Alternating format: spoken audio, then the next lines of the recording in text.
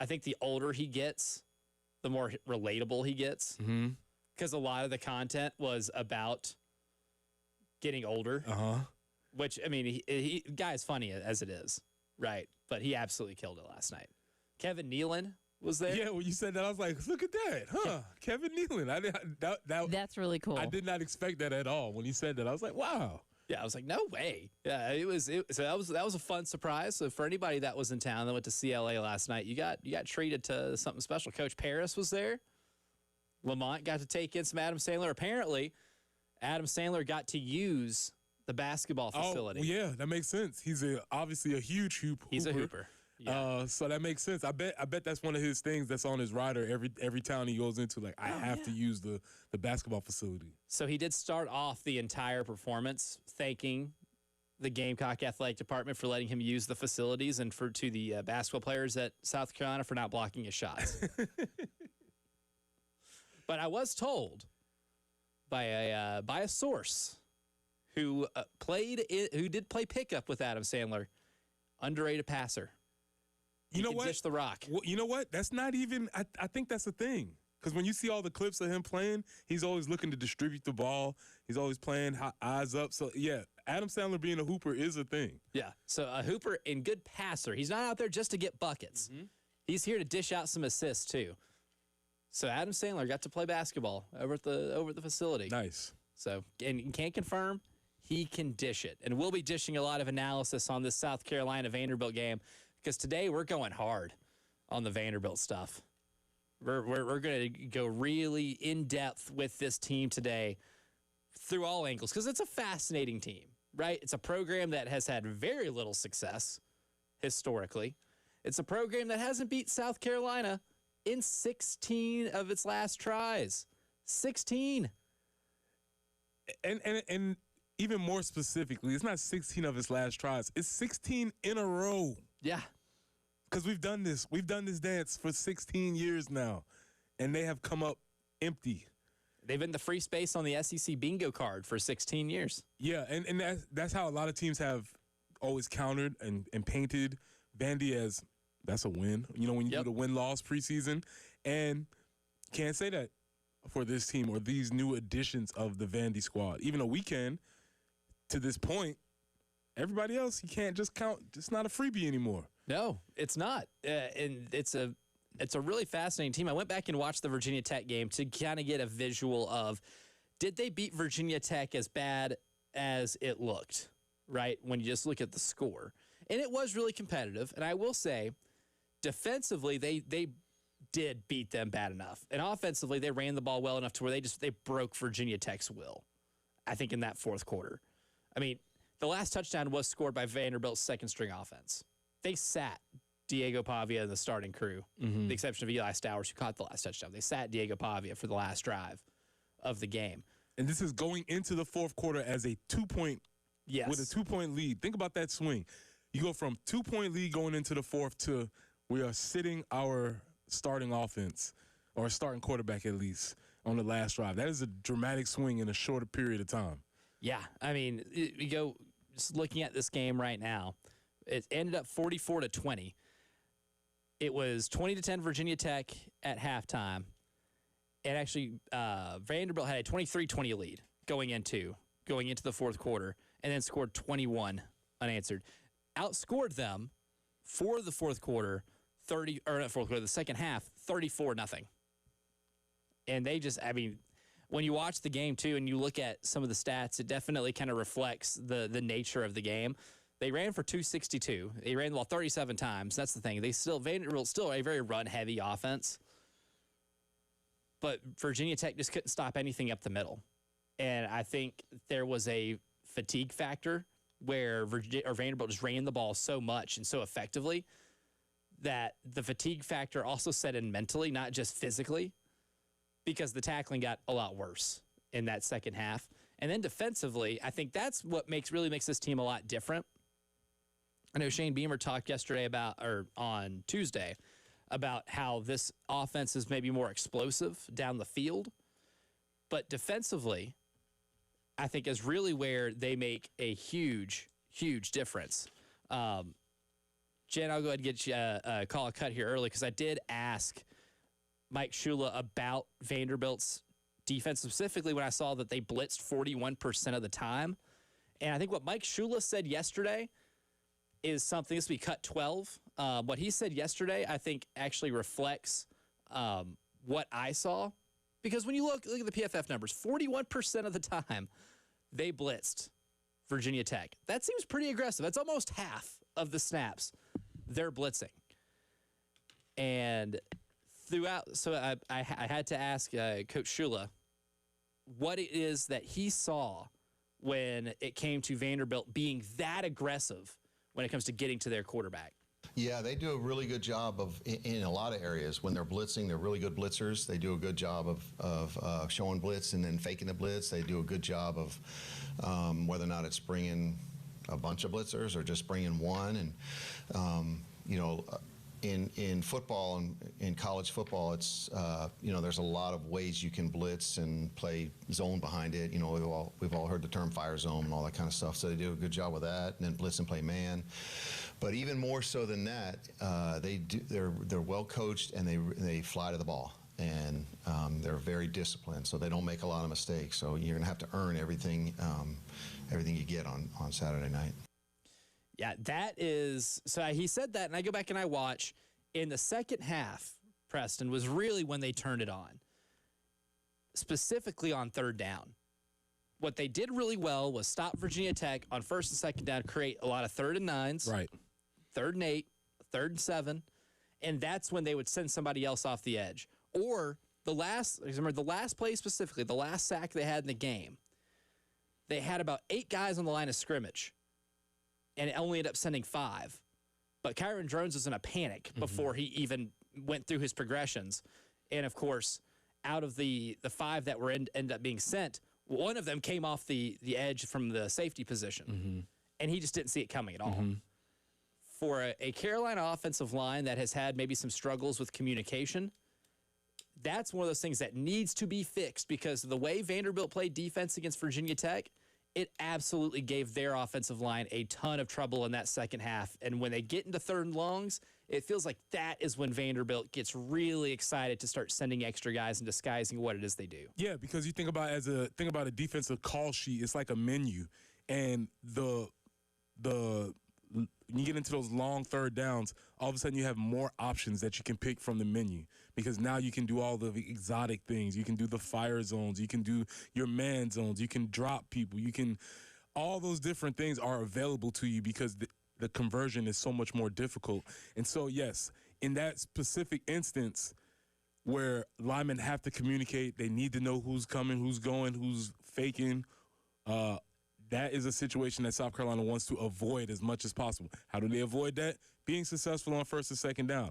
Well, haven't done a lot of that the first 2 games so far. And that leads to the theory that you've been sort of pushing, and I think I'm believing in, is that, I mean, we can test the run early and see where it is, but if not, we can get to this short passing game pretty quickly to try and at least loosen them up a little bit. And there's proof of concept for that too, Preston Thorne, because you know what Virginia Tech did when they actually scored their 20 points, which all came in the first half. It was the short passing game that was really successful. Now, Kyron Drones at one point in the second quarter did make a throw across his body on the run. That was a remarkable throw. They ended up somehow traveling like 35 air yards. Ended up being completed near midfield. But a lot of what Virginia Tech did in that first half when they were actually really successful was get a lot of quick hitters in that passing game and slowly move the ball down the field into field goal range. Did it very well in a 2-minute drill late in the game too. But Virginia Tech maybe had their most success in the short passing game early, especially to guys like Cam Selden, who is a converted running back they have now out there at wide receiver. Donovan Green, Aiden Green, they did a lot of short passing attack that set up more or easily successful 3rd down conversions in that first half. You just go back and watch that first half of that game, and you realize, the throws that Kyron Drones made where he was successful, Lenoris can absolutely make those. Nick Harbor can get inside position on those corners. I think that's where you can really stress the Vanderbilt defense a little bit, is by putting them in that position to stress out the boundary a little early. And look, a 4-yard pickup on first down on a pass play is still a win, right? Absolutely. It's not a first down, but it puts you at 2nd and 6. If you're still a threat to throw the ball, maybe the box is a little lighter, then you can pick up another 3-4 yards on 2nd down, and then you're constantly getting in 3rd and shorts. With this South Carolina team, I'd feel really comfortable if there's a lot of 3rd and shorts where we can just give the ball to Lenoris and have him just design quarterback run for a couple yards. Yeah, because it's time to break it out. It's time to break out the fine china, right? You don't have. This is it. We're not saving this stuff for another day. No. When Thanksgiving is here, you break out the fine china and you eat on it, because that's what it's for. It's not there just to be sitting in the cabinet. My Dixie plates are not making an appearance on Thanksgiving. Right. No. You want, and this is the time to call the quarterback runs again and again and to the other side and in a different formation. There's no time to save it except for now. So I think that's something I'm going to keep hammering home throughout the course of this show today, is that now's the time.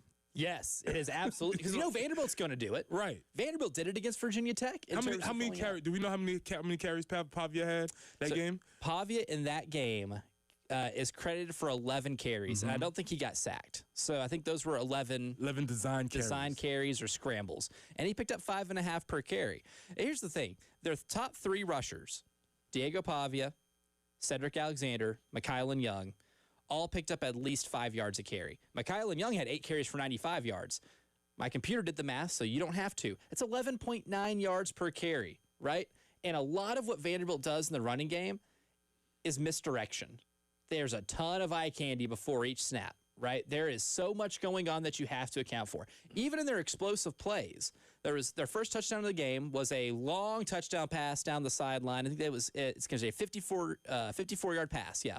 54-yard touchdown pass where Diego Pavia has somebody in motion. He snaps the ball. He rolls to his left, and he's got a couple of options within 5 to 10 yards of him. Mm-hmm. And then one guy streaks down the field. All in the same, they flood that side of the field. Flood in the zone. And send somebody deep. Mm-hmm. And it puts those safeties in conflict. What's the most banged up part of South Carolina's team right now? Edge rushers and cornerback, right? And as of yesterday, Judge Collier, doubtful. Brady Hunt, doubtful. Brandon Cisse, probable. From the official report. From the official report, Jaquel Hallman, probable. Vicari Swain, probable. So you're more than likely going to be without Judge Collier. I don't see Jalen Kilgore on here, which is good. But you're going to need your safeties. Peyton Williams and Peyton Williams at safety. Who's the other safety? I'm blanking on that one. But you're going to need your safeties to ball out, because Vanderbilt does is put them in a ton of conflict. And what Virginia Tech didn't do was be able to account for everybody on the field, because that one particular play, you had a safety down where a corner was also covering the flat. So there's a communication that's required right there. So really, this is a big Peyton Williams game. And thankfully, we have proof of concept of Peyton playing really well against this team, right? Yeah, I thought he played awesome whenever he had to play last season against Vanderbilt.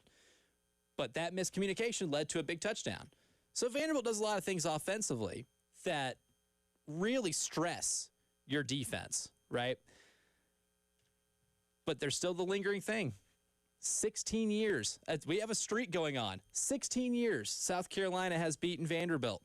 And Vanderbilt's talked a lot about this game. Diego Pavia specifically has talked a lot about this game, even publicly. So coming up next, we'll discuss, is bulletin board material a thing? Well, we'll hear from Diego Pavia coming up here on the early game.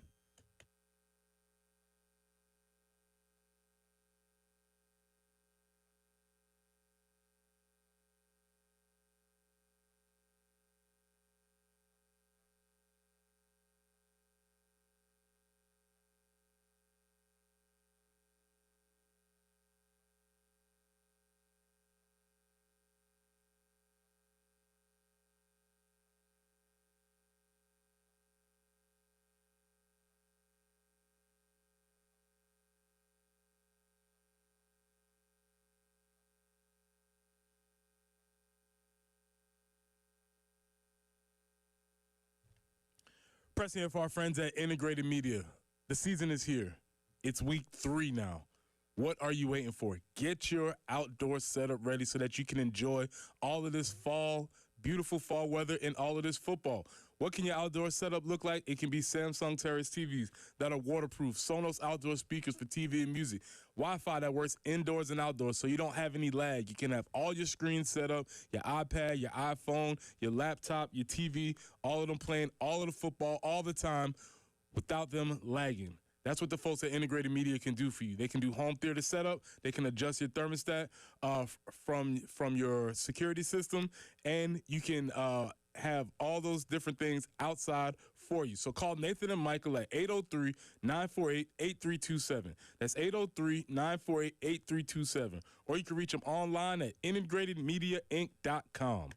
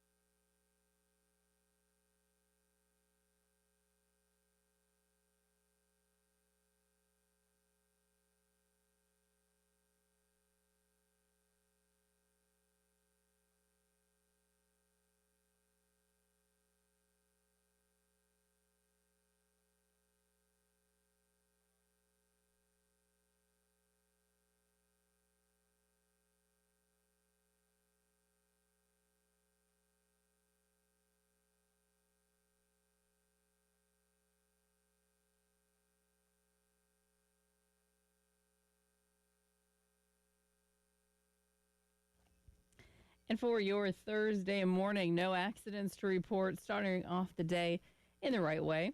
85 for your high today, 86 tomorrow, 85. Lots of sunshine on Saturday. So great day for tailgating and for the game on Saturday night. 87 for your high on Sunday with continued sunshine.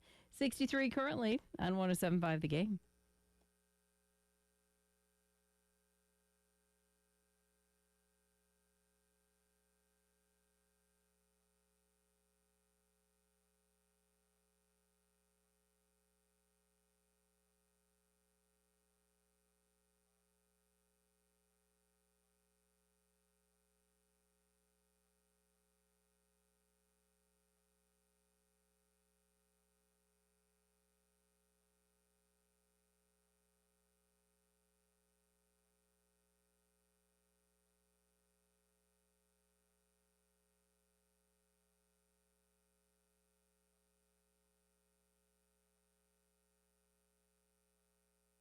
Which one of these games is like circled to you? Like I gotta make sure. Game 3. Game 3, Diego Pavia said.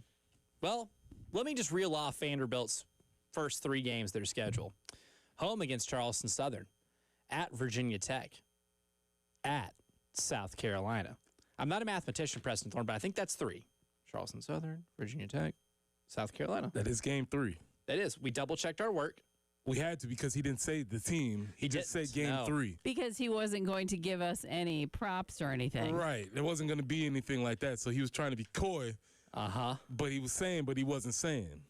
He didn't say South Carolina, but he inferred South Carolina. He might not have given them props, but he gave them bulletin board material. And that's what we're discussing right now here on the early game is how much bulletin board material is actually given in a game, or a series rather, where one team has won 16 straight times. The last victory that Vanderbilt had over South Carolina was 2008. And right now, David is on our phone lines, AAA Heating and Air phone lines, 803-404-6100. David, where were you in 2008? 2008, unfortunately, I was watching the game. Long time ago. Vanderbilt is the most dangerous they've been. They're going to come in with a sense of urgency because they know if they don't get it done this year, it's going to be a while. But their quarterback has embraced his inner bad guy. Yeah. And he said game 3 because he wasn't giving us any credit. He's going to come in more confident, and he's not going to be intimidated. Vanderbilt's football IQ, I think, is also higher than it's ever been. And I've heard everything from weather delay to communications, but that doesn't change the fact of when the ball snapped, you getting stood up or pushed back.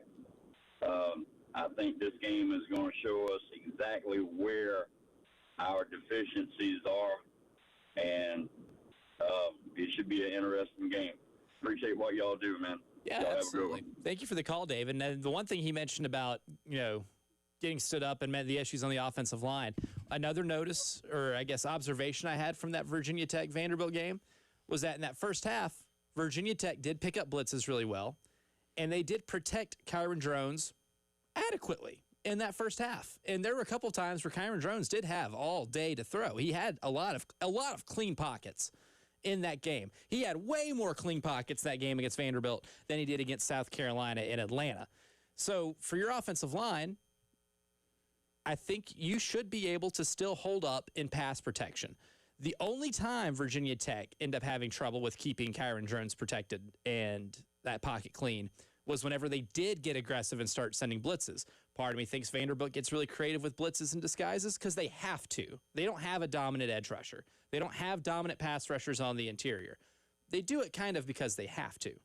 Yeah, they are trying to make things happen, trying to be more explosive. The same way on offense, they have to do a lot of tricks and motions and ghost orbits and all this stuff to try and create advantages. And that's all good. But my question is, does that create an advantage for 16 years? Right.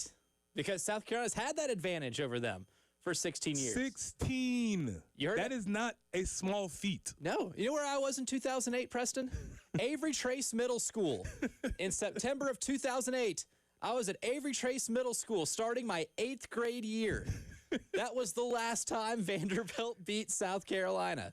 That's almost unbelievable. Like, there was a couple times throughout the series of this where it was close. Obviously, 2021, Colonel Xavier Leggett in the back of the end zone saved our skin. I again position that maybe that's the biggest game of the Shane Beamer era, because if you don't win that game, you don't win 6. You don't go to the Mayo Bowl. He doesn't get Mayo dumped on him. Spencer Rattler never comes. Who knows what happens if you don't win that? That's one of those sliding door things. So it's huge. That's a big sliding door thing. I like that. Huge moment in South Carolina history. I'll say that. But my God, 16 in a row. And I guess our question is, there's 2 questions here. Does bulletin board material really matter? And does history really matter? My thing, I hate giving this type of answer. I hate it, but I don't know how like any other way to say this. Yes and no. Okay. Yes, because there are certain instances. Let's use Lane Kiffin versus Kentucky, for instance. That team that Ole Miss has on any given day without any historical pretext is 14 points better than Kentucky. Firmly believe that. Last year, I thought they were 21 points better than Kentucky. They choked in Oxford last year, cost them a chance at the college football playoff. I think some of that is their history against Kentucky and their history as a program of never actually taking care of business and getting it done, fulfilling what your potential is, right? That like the Ole Miss program feels like what has a Sugar Bowl ceiling. This is pre-playoff when the Sugar Bowl was guaranteed to be a playoff game every year, right? That would seem to be the ceiling. And they were going to find a way to mess it up some way or another. And those football ghosts haunted them last year. Well, I think it haunted them the first half of the game when Austin Simmons throws 2 picks. There's a feeling of, oh, you guys are going to do it again, aren't you? They overcame that, but you can't tell me that the history of last year's game was not a factor in them playing really tight in that first half. Yeah. Right? I mean, Tennessee and Florida was one of those. That was one of the great rivalries of the 90s. Florida reels off 11 straight wins against Tennessee, and most of those 11 wins, not particularly close. The last of that winning streak was in Gainesville. Tennessee blows a 27-14 lead in the last couple of minutes of the game. Completely gags it away. You cannot tell me history did not have a little bit to do with that. Then the next year, the game they finally win, they got down 21-3 to start the game. They played tight, and then they end up coming back and winning that game.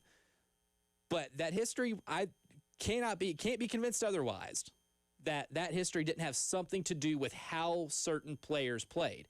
And that's it. And that is exactly it. Because I would say that the 16-year history does not matter. Because, as you said, if you were in middle school, where were some of these players in 2008? Some of them might have been in pre-K, I don't know. kindergarten, definitely primary school. So that does not matter to them. So 16 years, that's really cool for us to tout. It's fun.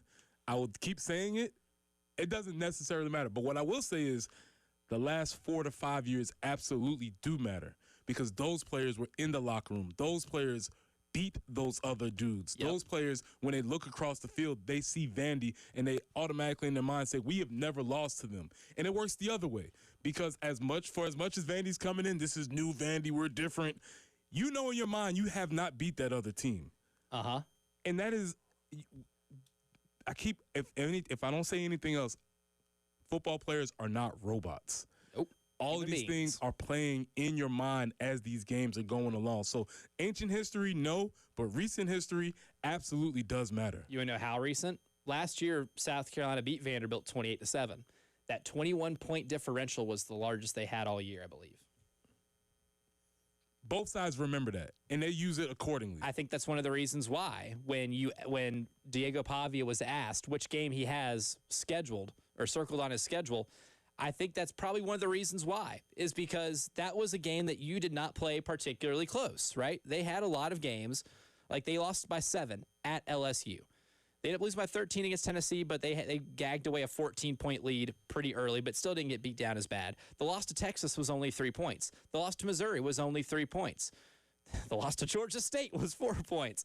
Like, their losses were pretty close, but South Carolina beat the hell out of them for 4 quarters. They remember that. That's the type of history they remember. But what do some of the numbers say about this matchup particularly? I know one big number is 16 because that's the streak South Carolina has against Vanderbilt. But in Old Man versus Analytics, we're going to take an even deeper look at how this Vanderbilt team is after 2 games. That's coming up next.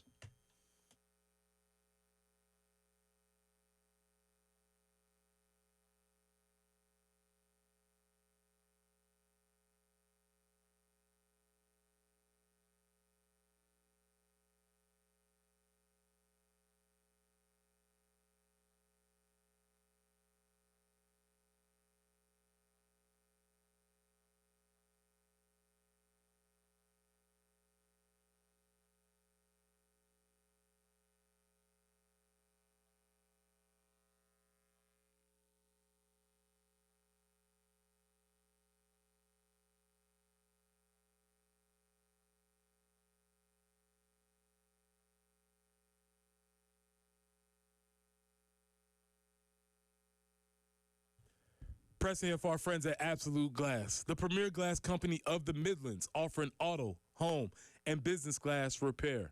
So if your glass is damaged, shattered, cracked, or broken, they can handle the job. If it's a cracked windshield, it's no problem. They'll come out to your location and they'll replace it for you, usually for free, and they work directly with your insurance to take away the headache. That's right. They'll come out to wherever you are, school, home, work. It does not matter. The folks from Absolute Glass will come out and take care of the job for you. Now, if you're at home, you're looking to increase the value of your home, you could do that with new windows or mirrors, and Absolute Glass will take care of that for you too. Windows, mirrors, shower enclosures. Say it all the time. If you can see through it, Ray and Marianne at Absolute Glass can do it. So check them out online at AbsoluteGlassInc.com. That's online at AbsoluteGlassInc.com.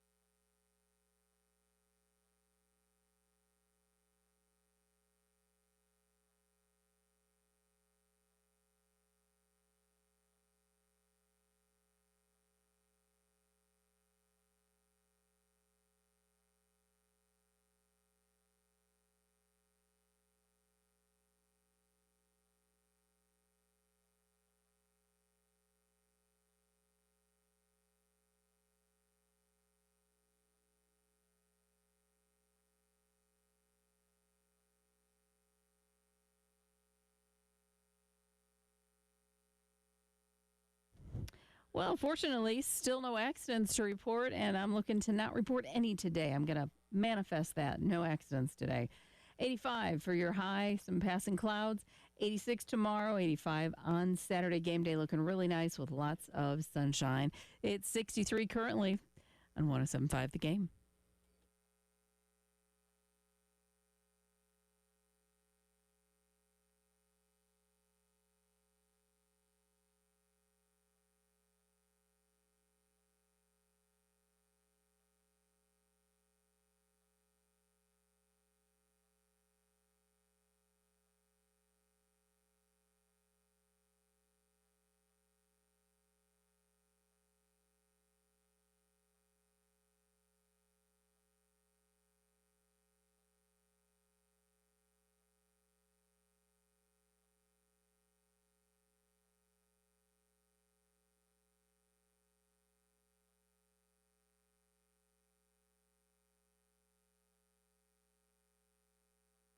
Which one of these games is like Circle D? Like, this is, I got to make sure. Game 3. Translation, the South Carolina game. That's Diego Pavia on Bussin' with the Boys, because there's a 16-game streak right now where Vanderbilt has not beaten South Carolina. But this is supposed to be a new Vanderbilt team, and I believe them when it is a new Vanderbilt. They beat Alabama last year. They had, for what their standard is, a really good season. I mean, they have not won 7 games since some fella named James Franklin was their head coach. Winning 7 games at Vanderbilt in a regular season and a bowl game, is probably the akin of winning 10 anywhere else, right? But let's take a look at some of the underlying numbers to maybe see exactly how different this Vanderbilt team is. So for Old Man versus Analytics, we'll start with Diego Pavia, the voice that you just heard, who said that he is circling Game 3 on his schedule. And last year, Diego Pavia's ADOT, or for the uninitiated here, average depth of target was 10.1. This year, it's up a full yard to 11.1. He's completed 6 of his 10 passes this year that have been traveling 20-plus air yards. So, Preston, is this telling you that he is indeed a better deep ball thrower than what his reputation is? No, not necessarily. I will put it on him as I put it on everybody. Give me one more game of sample size, because that first game was against Charleston Southern. Correct. And all props to the Buccaneers. Shout out to 78 Ladson Road. I'm with you, Charleston. Come on, man. Come on, man. Is it also true Charleston Southern is not in the southern part of Charleston? Actually, yeah, it's not actually even in Charleston, to be honest. It's kind of in Dorchester County, but that's a whole nother conversation. We have a University of South Florida situation here. Yes, we do. Yes. At least to their credit, I mean, USF Well, is it's a long. It goes into a long history. It was Baptist College, and they changed to Charleston Southern. It's a whole thing. Higher education. The point is, not good at football at the current moment. No, I don't care how close they played Coastal Carolina the other day. Now this one right here. Both the Vanderbilt starting tackles, Preston Thorne, have pass block grades of less than 50. Again, I'll say it again. Both starting tackles for Vanderbilt have pass block grades on Pro Football Focus of less than 50. Dylan Stewart and Brian Thomas Jr. should eat on Saturday. Here's the problem with that. Yes, they should eat, because they should be able to beat those guys at the line of scrimmage. The problem is number 2. Problem is Pavia. He is evasive. He is evasive, and he makes it so that because he is so elusive in the pocket and around the pocket and prone to do sort of weird and wacky things, you can't get a conventional pass rush on him. You have to worry about pass rush lanes. You have to worry about containment, all of those different types of things. So, yes, I think they'll be good at the line of scrimmage, but you get neutralized a little bit by a quarterback that can move. Now, because Diego Pavia can move, this was part of our show, Early Game Off the Air, where we discussed whether or not QB spies are overrated. Mm-hmm. Is Diego Pavia a quarterback where you can spy? Because he's not Jaden Daniels. He's not Jalen Milroe. He's not Lenoris Sellers, right? Not Daniel Jones or Riley Leonard. But is still quick and evasive. Is that an option for this defense? So generally, I think QB spies are overrated. I think it's a waste of an actual football player, because your player is probably not as good as an athlete as the dude you're trying to spy. Generally, if you're trying to spy a quarterback, he's better than you. That quarterback usually wins that race to the outside angle. You're probably not going to get him. However, that's a great point. Pavia is not necessarily a speed guy. He's a tough runner. I've been thinking of him like your boy from Georgia Tech. Haynes King, yeah. Haynes King's not winning a ton of foot races. It's kind of out the same mold. Yes. And with that being said, and with them doing all of the ghost motions and the RPOs, it might be worth it exploring that against Vandy this week. I think it might be. But Diego Pavia gets a lot of that attention, rightfully so, because, I mean, he is a tough guy. And for our morning meeting in the next hour, we will be doing, now that's what I call Pavia Volume 5. At least, because that feels like how many years he's been playing college football at the minimum. But Eli Stowers, I think, is maybe the biggest threat they have on offense. So tight end Eli Stowers picks up 6.8 yak yards per reception, yards after catch. 54 of his 125 receiving yards have come after the catch. Sound tackling should be an additional emphasis, maybe more so than usual. Tackling is always an emphasis for any game, no matter who you play. But ensuring that you bring Eli Stowers down to the ground immediately probably should be high on the priority list when it comes to stopping this offense. Absolutely. Absolutely. Because of the Pavia's idea of that Pavia is not necessarily a downfield threat. So what he's going to try and do is get it to this tight end, let his tight end make some plays, and get up the field. Yes, you have to tackle him with 1, 2, 5, get to the ball. All of those things you hear about defense, but that's what you want to do with a guy like this, because 6.8 after the catch that's a first down. Yeah, it is. That turns a 4-yard reception into a first down. That's a walking first down, and that's what that can get really frustrating for obviously us as fans watching, but also as a defense that gets to be pretty tough as the game goes along. And for additional context too, the 54 of his 115 receiving yards on the year, that 115 number you can probably consider to be a little less because now he did get credit for those receiving yards, but he did catch a pass against Virginia Tech in the end zone, which obviously leaves no opportunity to get yards after the catch. And that's about a 20-yard reception. So really it's more like 54 out of, 98 or 95 some odd, yards there came after the catch. It's a lot. It is a lot. Vanderbilt blitzed Kyron Drones and Virginia Tech 41% of the time last Saturday, but only pressured him on 20.6% of his dropbacks. This should be a game where the Gamecock offensive line can keep the pocket clean. It's to be determined, obviously, but to me that's an encouraging sign. If they blitzed 41% of the time, but only got there half of those times, they essentially wasted half of their blitzes, and they did not work.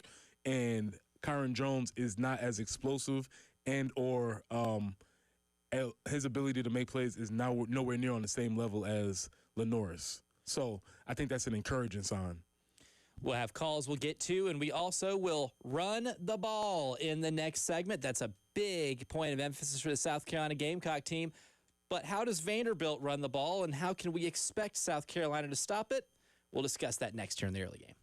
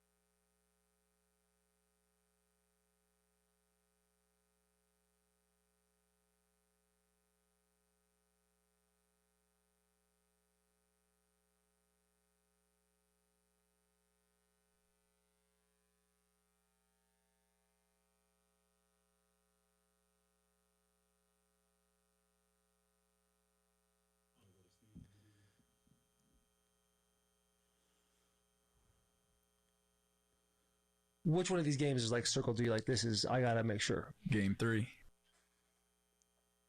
Game 3. And that's the one we've been talking about all week, and that's what we're talking about right now. 803-404-6100. That's the AAA Heating and Air phone lines, because Steve is on the line, also wanting to discuss Game 3. Good morning, Steve. Welcome to the early game. Good morning. How y'all doing? Fantastic. How are you? Well, all right, good. First thing, Papa, whatever his name is, would ask the question which game means. His answer should have been all 12 games. Because you don't single, especially at his position.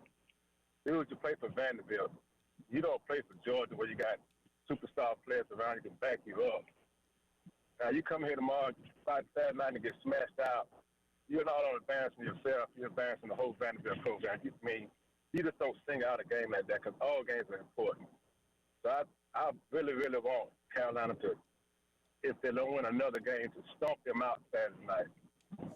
And I want that because I'm a Gamecock fan. So I just don't see him speaking out like that, and he haven't proven that. That's just my point. And one other thing I want to mention, I'm going to go out online and say Florida will beat LSU this Saturday. Ooh, that's calling a shot right there. Thank you, Steve. Appreciate the call right there. Yeah. If Florida beats LSU, I think there'll be a lot of conflicted Florida Gator fans in terms of Billy Napier's job performance. Don't put it past him. Nope. Don't put it past him or Brian Kelly. Or Brian Kelly at LSU specifically. Right. Because those are the type of games that he has lost as the head coach at LSU. Before we get into running the ball here, one thing he said, about Pavia is, like, yeah, I get it, because Pavia's played the villain role really well. I think everybody that plays Vanderbilt wants to shut that kid up. I think that is genuinely the case with everybody that is on Vanderbilt's schedule. I will say, though, I think one of the reasons why he is where he is because he has an irrational confidence about himself. And I think Andrew Allegretti, when we had him on yesterday, the voice of Vanderbilt, kind of echoed that a little bit, even though he says he's probably better athletically and as a player than people think. But I think that's really him saying the stuff he does, I think fuels him and is more for fueling him than it is for any regard to how it make an opponent feel. Well, I put the same thing as far as coaches. I really am always impressed with coaches who have won at every level. And I've said before, I think if you're a game changer at quarterback, your team should win. Yes. And he has done that at every stop along this long journey. At places where you don't traditionally win. You don't traditionally win. JUCO, lower Division I, New Mexico Division I, State. New Mexico State. He's won everywhere that he's been. And I think that moxie that he brings, I think is contagious. And I would imagine it's kind of cool to know that dude is in your huddle. Yeah, especially if you're a program like Vanderbilt that's never had that. Yeah. Your best quarterback ever is arguably Jay Cutler, and he might be the least charismatic human being on the planet. We'll see how his prison time, how charismatic he becomes. Very true. Has that started yet? I know that was on the docket. I don't think it has yet. Okay. Yeah, Jay's running into some tough times. Anyway, yeah, Jay Cutler, rocket arm, great quarterback. Nobody wants to follow that dude anywhere. No. Pavia's the exact opposite. Probably limited athletically, probably doesn't do things conventionally, but everybody wants to line up and play with him. And I think that's the secret sauce intangible that he brings to the team. As a quarterback, I think his ability to scramble is really good. I think we talked earlier, he doesn't have a lot of that straight line speed. When it comes to Vanderbilt's running game and running the ball, interesting stat here from last Saturday night. Had 61 yards, which we've already alluded to. All that came off of, 11 came on one scramble. So that's 50 yards on 10 rushes of design. One scramble. He had 2 different rushes of 10-plus yards. Containing him in the pocket and maintaining the edge is probably, I guess, a big point of emphasis on the defense. Yeah, it is. But that's counter to what I was saying, right? So containing him, maintaining the edge, all of that stuff is very fundamental football, but it slows down the pass rush because a lot of the pass rush is like, I'm getting upfield, I'm getting it, I'm trying to beat him upfield. Get a full head of steam towards him. So it's two sort of contradictory ideas of what they're going to have to figure out the balance between those things. And you can do that a lot of different ways. I would say if you have Dylan Stewart, you never tell Dylan Stewart to slow down. No. No. We'll let everybody else figure that out for you. Let Dylan Stewart do whatever he wants to do, and we'll all figure out the rest. We'll see how good of a tackling team Carolina is, which I think after 2 games they've proven they tackle really well. But you can't have lapses because their main running back for Vanderbilt, Cedric Alexander, 10 carries, 73 yards, pretty good average there, and 2 touchdowns against Virginia Tech. But here's the stat, averaging 4 yards after contact per rush. 4 yards after contact each rush. That's tough running. That is very tough running. Yeah, that's a positive statistic. We'll see what that means as far as tackling is concerned. We have been very sure tacklers to this point in the first 2 games. Hopefully that trend continues. Don't think we've faced a running back like this yet. In the first 2 games, no, absolutely not. That's something to look out for. And they do have a home run hitter. Mykylin Young had 8 carries on 95 yards, including a 62-yarder. He's kind of that change of pace back where Cedric Alexander wants to run through your face. Mykylin Young is more of the speedier outside boundary type running back. So you'd be looking for them in substitution packages and things of that nature? Do they ever play at the same time? Do you know? I didn't notice it a ton. Now, I did see a couple times where they will put them in an orbit motion. You know, they'll put a lot of those guys in orbit motion and to at least make your eyes look at something else and somebody else get the ball. I think it's one of the reasons why they ran so successfully. Yeah, and I mean, again, as a fan, as you're watching this game, it's a version of a triple option. There's a lot of eye candy that's happening, motions, fakes, misdirections, all to get to the same point. And they do that to make up for their lack of athletic ability. And that's really great coaching, honestly. Yeah. It's what you're supposed to do, but that's what you're looking for. There's going to be a lot of things happening pre-play, during the play that can – if you're watching this game on TV, there's going to be a couple of times where the camera gets duped. The camera gets duped and the ball's over here. That happens with these types of teams. Yeah, it happened on Diego Pavia's interception. Did it? Yeah. Oh, you really didn't even see the interception happen because there was some duping that went on with the cameraman. So there is a real possibility that if you're watching this game on TV, that might be something you see. A little bit of a programming shift today. I had to move some things around because coming up next, the Corley Pool Solutions Checkered Flag Challenge. Our man Josh Harris going to join us, going to make some picks coming up next.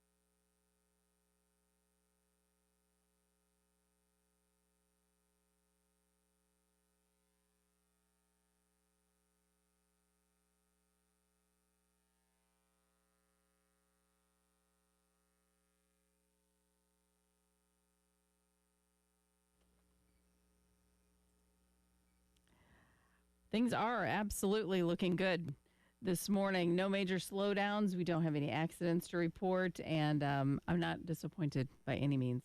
85 is the high today. No disappointments in the forecast either. 85 today, 86 tomorrow. For game day, we're looking for a high of 85. Lots of sunshine, so it should be a good day for some tailgating and a good evening to beat Vanderbilt. Right now, 63 on 107.5 The Game.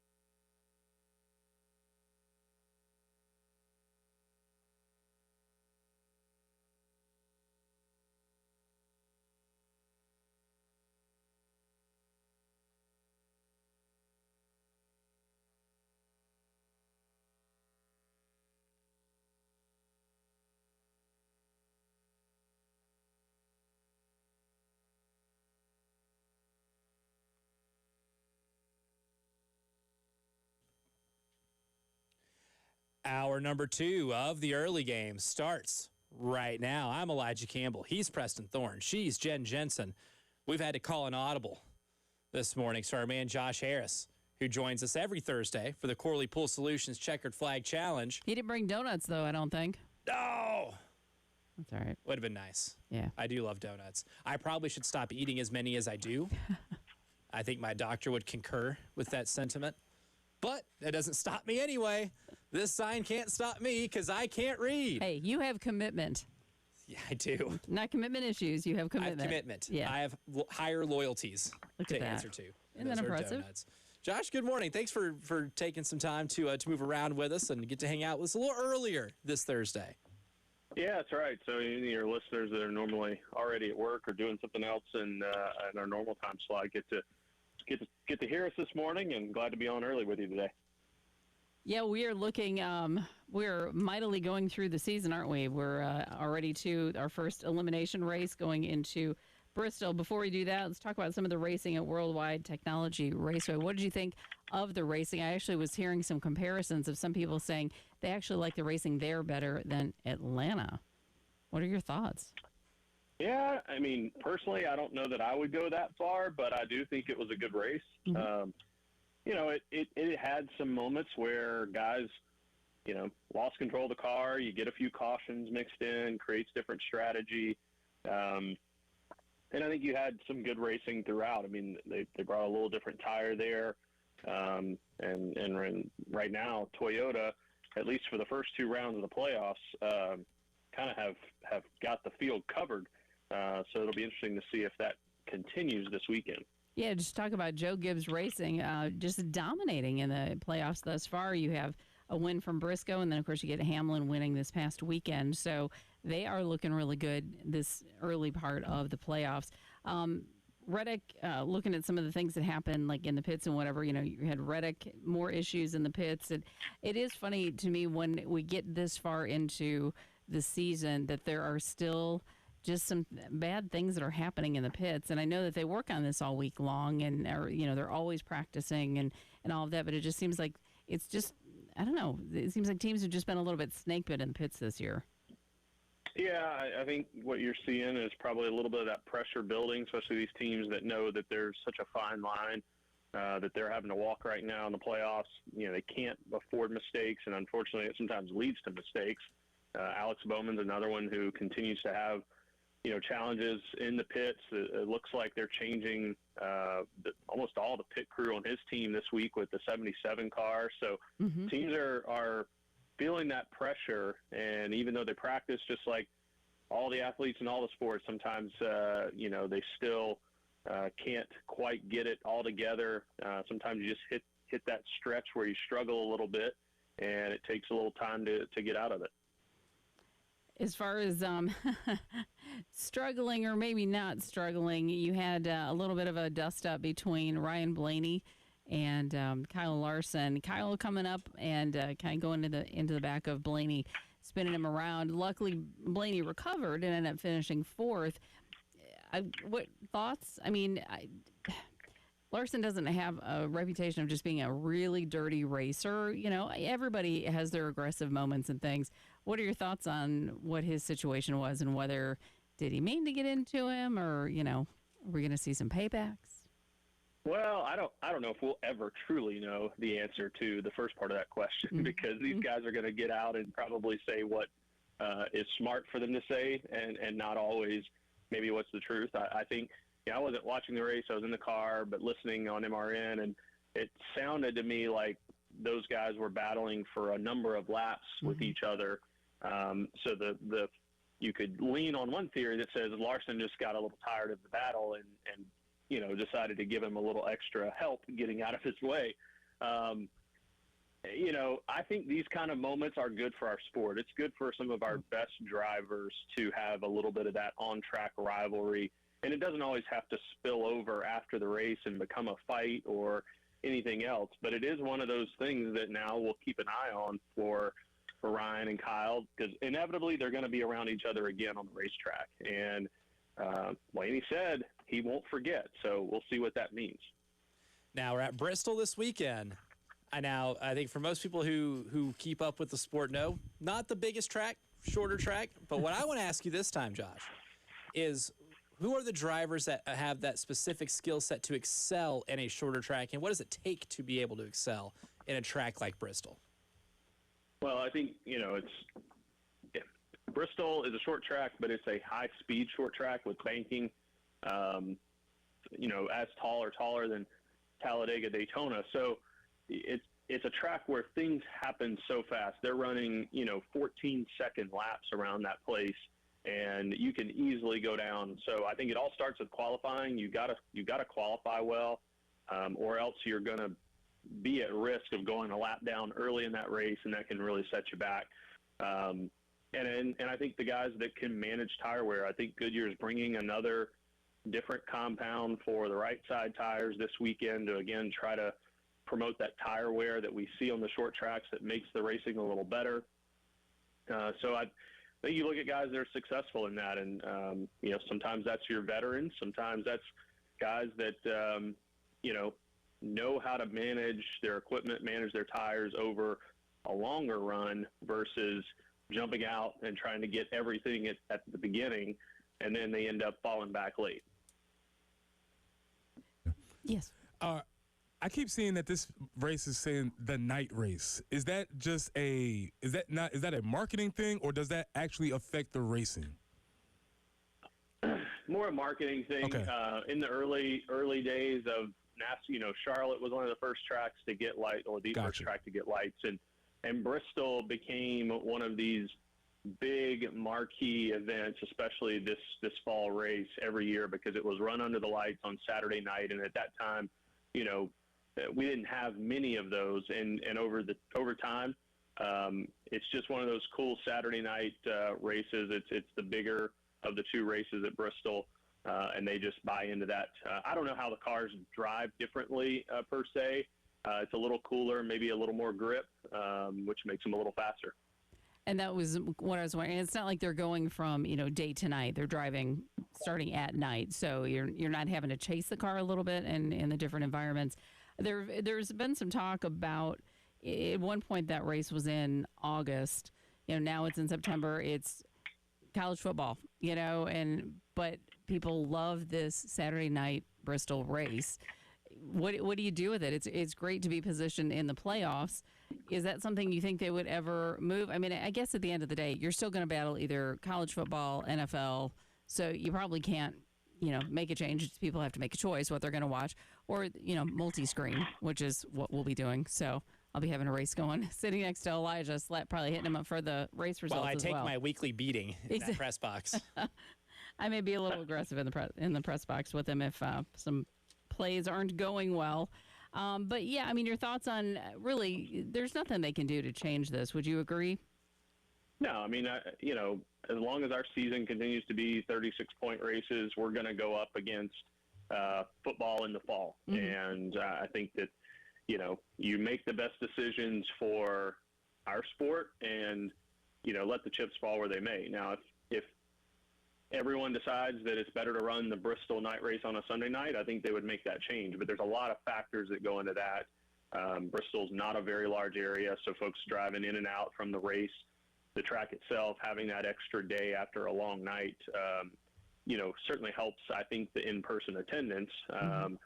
TV ratings, I think we'll see how that turns out. The last Saturday night race we had did not fare as well. So I think those are things that everyone on the NASCAR side, from the leadership standpoint, the TV networks pay attention to. And so far we've got the date scheduled for next year, but we don't have time. So we'll see if there's any changes based on how things go this year.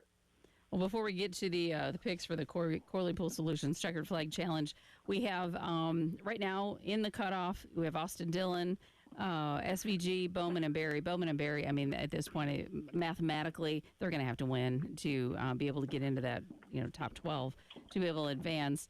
SVG, I think it's a dangerous spot for him because this just isn't, he's just not that experienced, and so I just don't expect great results, but you never know. I mean, he does surprise us. Austin Dillon, So right now, I don't know, do you see anybody who's going to kind of sneak their way in? I think you're right on.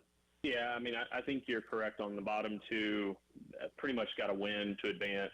I think Bristol is one of the tougher ovals we go to. So, SVG is very talented. We'll see if he can pull something together. I think out of the current bottom four, probably Austin Dillon has the best opportunity. He's run well there to maybe jump ahead above that cut line and send somebody else out of the playoffs. But those guys, like I said, it all starts with qualifying for everybody. You got to start up front. You can't fall behind early in that race. You get lap down. It affects pit strategy. It's hard to come back. So I think qualifying is going to tell us a lot. And unfortunately, we don't get to make our picks after qualifying. I know, something terribly wrong about that. So speaking of picks, with the point standing so far, Reggie just dominates. 101 for him. Preston is tied with Bill/Elijah, 93. Josh is 91, and I have 87. So that means I get the first pick, because when you do that poorly, it's kind of like a draft, You're just tanking. You're tanking for the first pick. That's what I'm doing. Okay, well, he's won the last two races. I'm just determined he's going to make it a three-peat. I'm going Kyle Larson. Very nice. Yeah. Well, I think that's a pretty solid pick there. I don't know. Every time I pick him, it seems like he doesn't do well. So that may have just been the kiss of death for him, but, we'll see. So, Josh, that brings us to you, and who are you thinking is going to come away with the win? Well, before Kyle Larson won 2 in a row at Bristol, it was Denny Hamlin. He likes to get streaky, so I'm going to say Denny Hamlin. Yep, that's a good pick. Yeah, he won the 2 races before the 2 previous that Kyle Larson won, so he is dominant there. All right, so that takes us to, now we'll have to flip a coin. Preston or Elijah Bill? Ooh, Bill-Elijah, if you will. Bill-Elijah, yeah, Bill-Elijah. I guess since technically you're in studio, Preston, I think Preston will take you. I'll take it. All right, let's go with Ryan Blaney. All right, and we'll see if he does any damage to Kyle Larson this week. Oh, my goodness. Now, I think I don't think he's one that would do anything significant. I just don't think he'll give a lot of room to somebody. If they need a little extra room or, to pass, or he might crowd him in the pits. I can see him doing like little subtle things just to annoy him. All right, Elijah, what you got? All right, Bill, I got you here because this is my first option, Chase Elliott. Chase Elliott. My number one option. There you go. Going Very with good. experience here. All right, excellent pick. Reggie will get his. I actually forgot to tell him that we were doing this a little early, so my bad on that. Good. He doesn't need to know. He doesn't need any advantages. He's got a lead. That's true. Yeah, we'll take it all away. Let's sabotage it. Nice. Well, hey, so he great. Gets no picks, and we catch up more points. Precisely. That's really good. Once you cross 100, you only get to pick every other week. I like that. I like that amendment.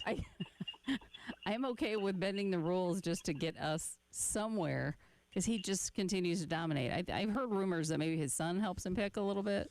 Yeah. Outsourcing his picks. Maybe just a little bit. Yeah. There's got to be a rule in there. The Corley Pool Solutions Checkered Flag Challenge rule book. I'm going to have to dig into and see if there's any violations there. There you go. Yeah. We'd hate to have to scratch his name off the trophy. We would, but I'm not above it. No. I'm not above it. Josh, appreciate your time as always, man. Looking forward to talking to you next week, and take it easy. All right. Thank you. Appreciate it. Good stuff there from Josh Harris and our Corley Pool Solutions Checkered Flag Challenge. We're all trying to catch Reggie here, but it's time to catch you up on the latest from the Gamecock injury report, because that was released last night. And we'll continue talking about the little streak that South Carolina's got against Vanderbilt, and if they can extend it to 17. That's next on the morning meeting.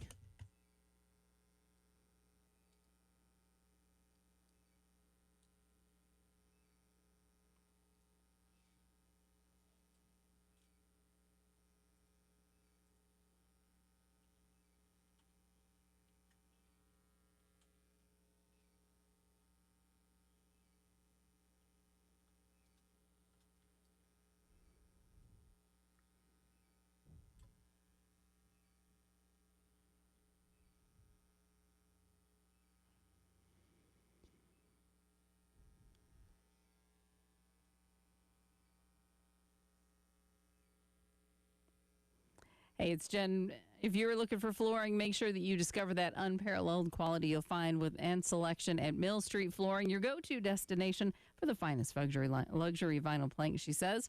In the Midlands, we are the exclusive distributor of Case Luxury Flooring. They have wear levels, had no idea about wear levels between 12 and 28 mils for your durability and style. And whether you're a contractor, an installer, a builder, you'll appreciate the factory direct prices and the manufacturer's warranties. And when you select that flooring, the good news is you can take it home that day because they probably have it in stock.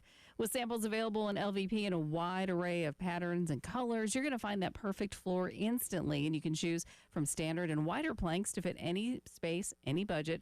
No order too big or too small. Visit millstreetflooring.com or call Joe at 803-424-8547 to arrange an appointment at their Lugoff or their West Columbia locations. They always say at Mill Street Flooring, there's never a good reason to spend more than you have to.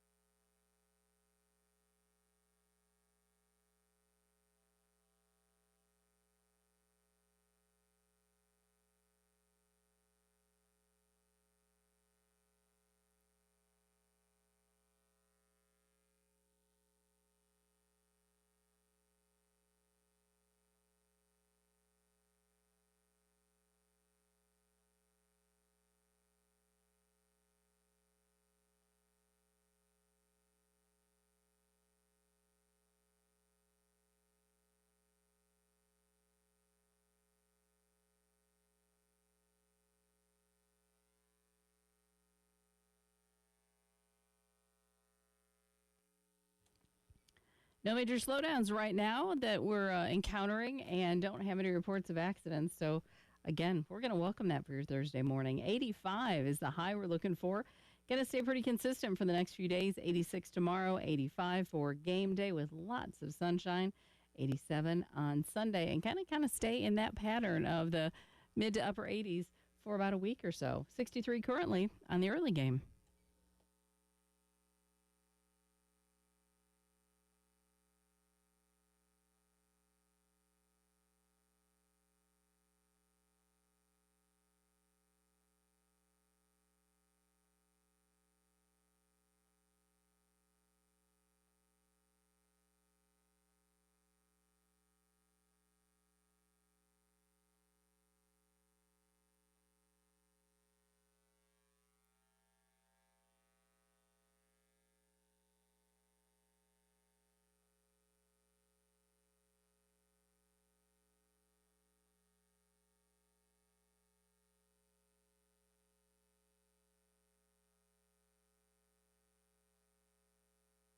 All right. It's time for the early game morning meeting because we've been talking Vanderbilt all day. South Carolina's got a little bit of a streak. So to start off our morning meeting, we'll address a little bit of history. Good morning. Good morning. Repeat after me. Today will be an awesome day. Let's go. Good morning, great today. Today will be an awesome day. Yes, it will. Good morning, great today. Today will be an awesome day. For 16 straight games against Vanderbilt, South Carolina has had awesome days on a Saturday in the fall when they faced up against the Commodores. 16 straight. Nick, where were you 16 years ago?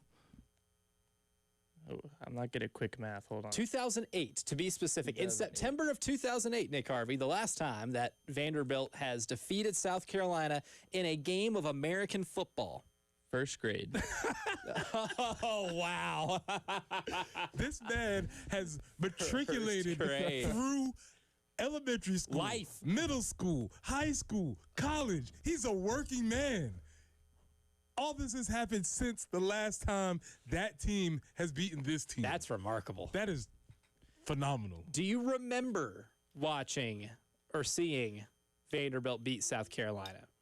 No. He has no recollection. No recollection. It's never happened in his mind. He can't fathom it. It's like, did that happen? It's like, son, let me tell you about a time when it actually did happen. It's like a nightmare, to be completely honest with you, because I haven't experienced it. Like, that bad thought lives in my brain that it could happen. That the idea of it is actually scary. Yeah. It's fear of the unknown. Right. Because it's something you just haven't experienced as like a sentient adult. Don't like it. Amazing. Gone through all of adolescence, just not seeing Vanderbilt. It's not a South thing. Carolina. That's crazy. That's crazy. And that's one thing we've talked about a lot today is how much this stuff matters, whether it be the history or the bulletin board material, because we've been playing pretty consistently the clip of Diego Pavia saying that the game he's got circled on the calendar is game number 3. And yesterday, the coordinator spoke, and Clayton White was kind of asked about Diego Pavia's comments, whether or not his players have heard it or even talked about it. This will be cut 23, Jen. This is Clayton White talking about that bulletin board material and whether or not it's something that actually matters in that locker room right now. Yeah, I mean, it's a podcast world right now, so I'm pretty sure they saw it. So, like we said earlier, we get motivated by internally here, so we don't need other things to really get us going. We also try to motivate the guy beside us, so we don't really need anything else, to be honest with you. But our guys will be fired up, ready to roll. So that's Clayton White talking about being more motivated internally when it comes to Vanderbilt, that they don't need Diego Pavia to get them ready for this football game. Good answer, Clayton. Good answer. Do you buy it? I do not. I do not buy it. That is the proper answer. That is the politically correct answer. That's the right answer to give. But at some point, he has mentioned that to somebody, whether just in passing, whether it's out loud. somebody has been told like, oh, he got game 3 circled. Oh, because he saw it on social media. Yeah, I think everybody saw it. We all saw it. All of us that are here in this room right now, the 4 of us, have seen that on social media. Because how many ways can you flip this? You can say like, game 3.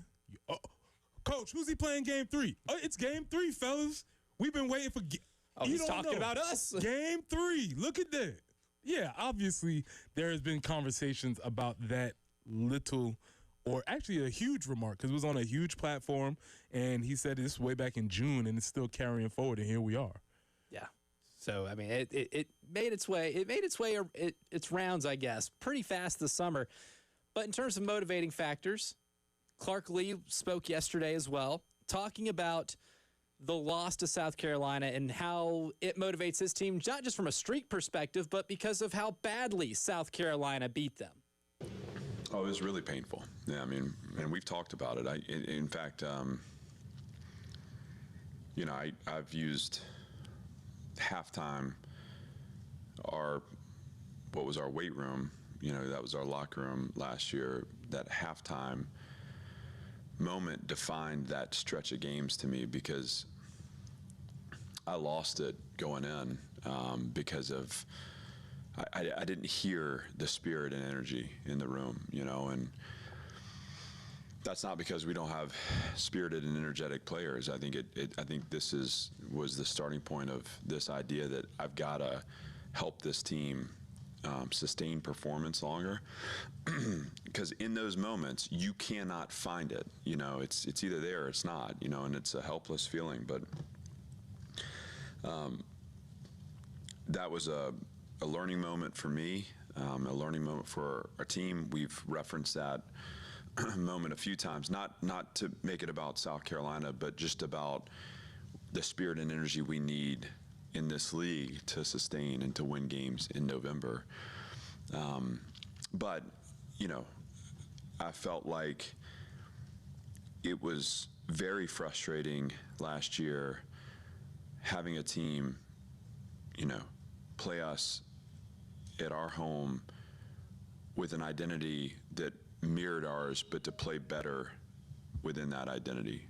I thought they were last year a more physical team. Again, they sustained their energy longer, and that hurt, and it hurt our players too. I mean, this isn't about me, so.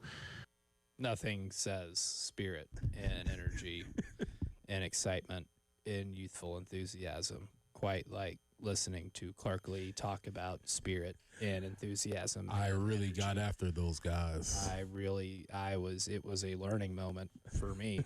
I know what I'm going to listen to if I have trouble going to sleep. We mirrored the same energies. I don't think that's true at all.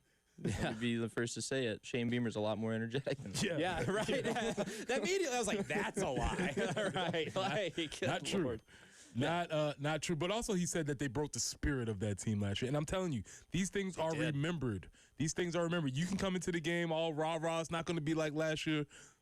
But if you take their face and rub it in the dirt a little bit, they start to remember those types of things. They'll remember the 47-6 tail kicking they had at Willie B, right? They did in that game. I mean, it was a competitive game until the second half.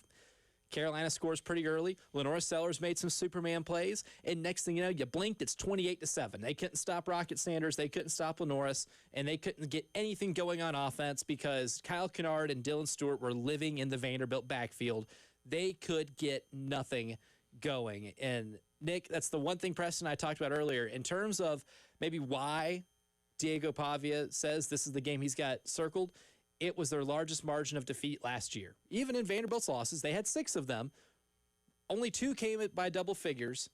Only 1 came by more than 3 touchdowns, and that was the South Carolina game. I mean, I was at that game. We went, made the trip, and it was fun to be a part of because so many people made the trip to the Vanderbilt game. There was a good show. There was a lot of fun. But to be fair, I think there was a point going into halftime where I think there was a lot of skepticism about what was going to happen coming into the second half. And then South Carolina runs away with it, obviously. An incredible performance, a complete game as a team that I think, got off to a couple slow starts and then finished really well. But I don't know, like this whole bulletin board material, like I heard a clip yesterday. They had some celebrities at practice, and one of them asked Diego Pavia, like, why are we so against South Carolina? And Diego Pavia answered, they're in the way of the mission, is all he said. Like, no, they're not. No, your butt hurt because you tucked your tail between your legs last year and you got beat at home by a team that was better than you. Yeah. Like, get over yourselves, man. Sometimes you just got to grow up, wear the licks, and keep moving. I mean, they were embarrassed by last year. Yeah. And I think that's obviously maybe the biggest motivating factor. I don't think they really care about the 16 as a number. I think they maybe care about the 21, which was the deficit they got beat by. I think that has a really big factor to play in this. I don't know if anybody's going to be picking them in their underdog contest, but somebody's got to win something. We haven't scored many points yet. We'll give you an update, but somebody on the text line did, and we'll tell you who that is, because coming up next is the early game underdog challenge.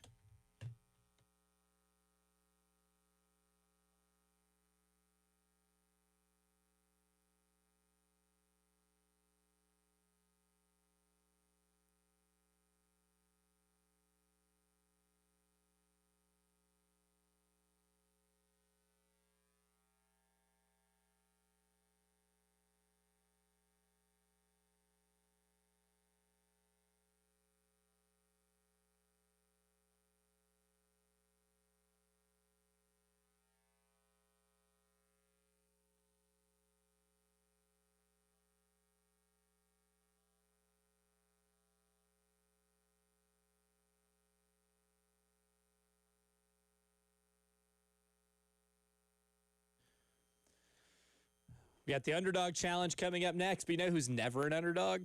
Because they've been a favorite for nearly 30 years. That'd be Mid-State Roofing. And they've been a favorite for nearly 30 years in the roofing and waterproofing industry, a proven leader because for those 3 decades, they've been providing proper advice, service, and most importantly, the results to the needs of your facility in a manner both safe and pleasing to your operation. And doesn't matter if it's high-rise hospitals or if the job is manufacturing to industrial.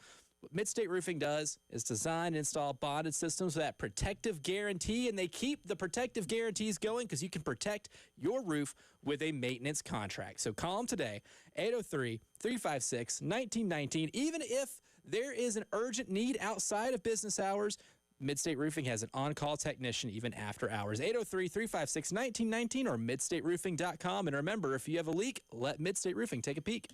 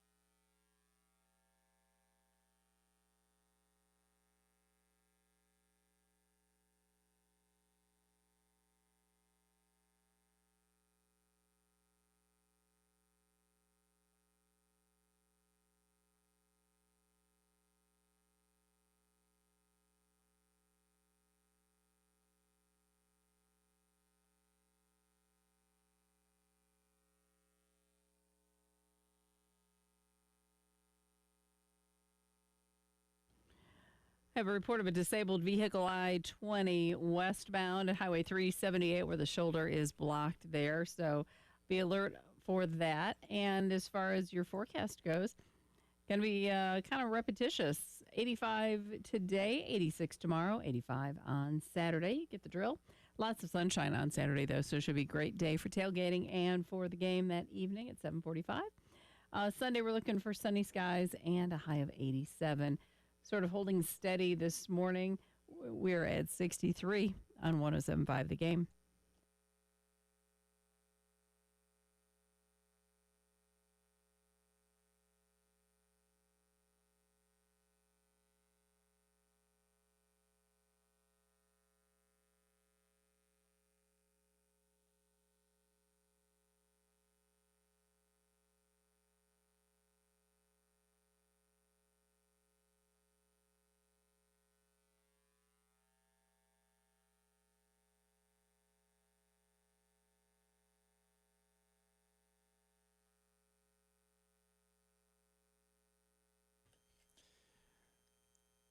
Oh, it's that time.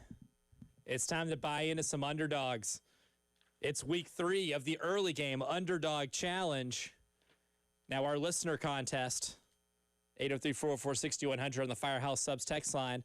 Again, you'll play with the same rules we do, except if we pick a game on air, you can pick it as well. But you pick one college, one NFL game. Your underdog has to win outright. And I am using ESPN Bet Sportsbook. I know I caused some confusion last time, but I'm using the ESPN Bet odds, right, for the point spreads. But shout out to Tim. Tim is our winner last week because Tim picked South Florida at 17.5. He didn't have to get his NFL game correct. He took the Browns at plus 5.5.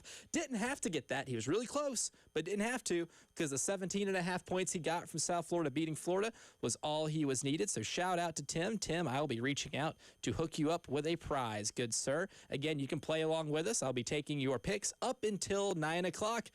Any text after that will not count. So that is the cutoff for once the show goes off the air.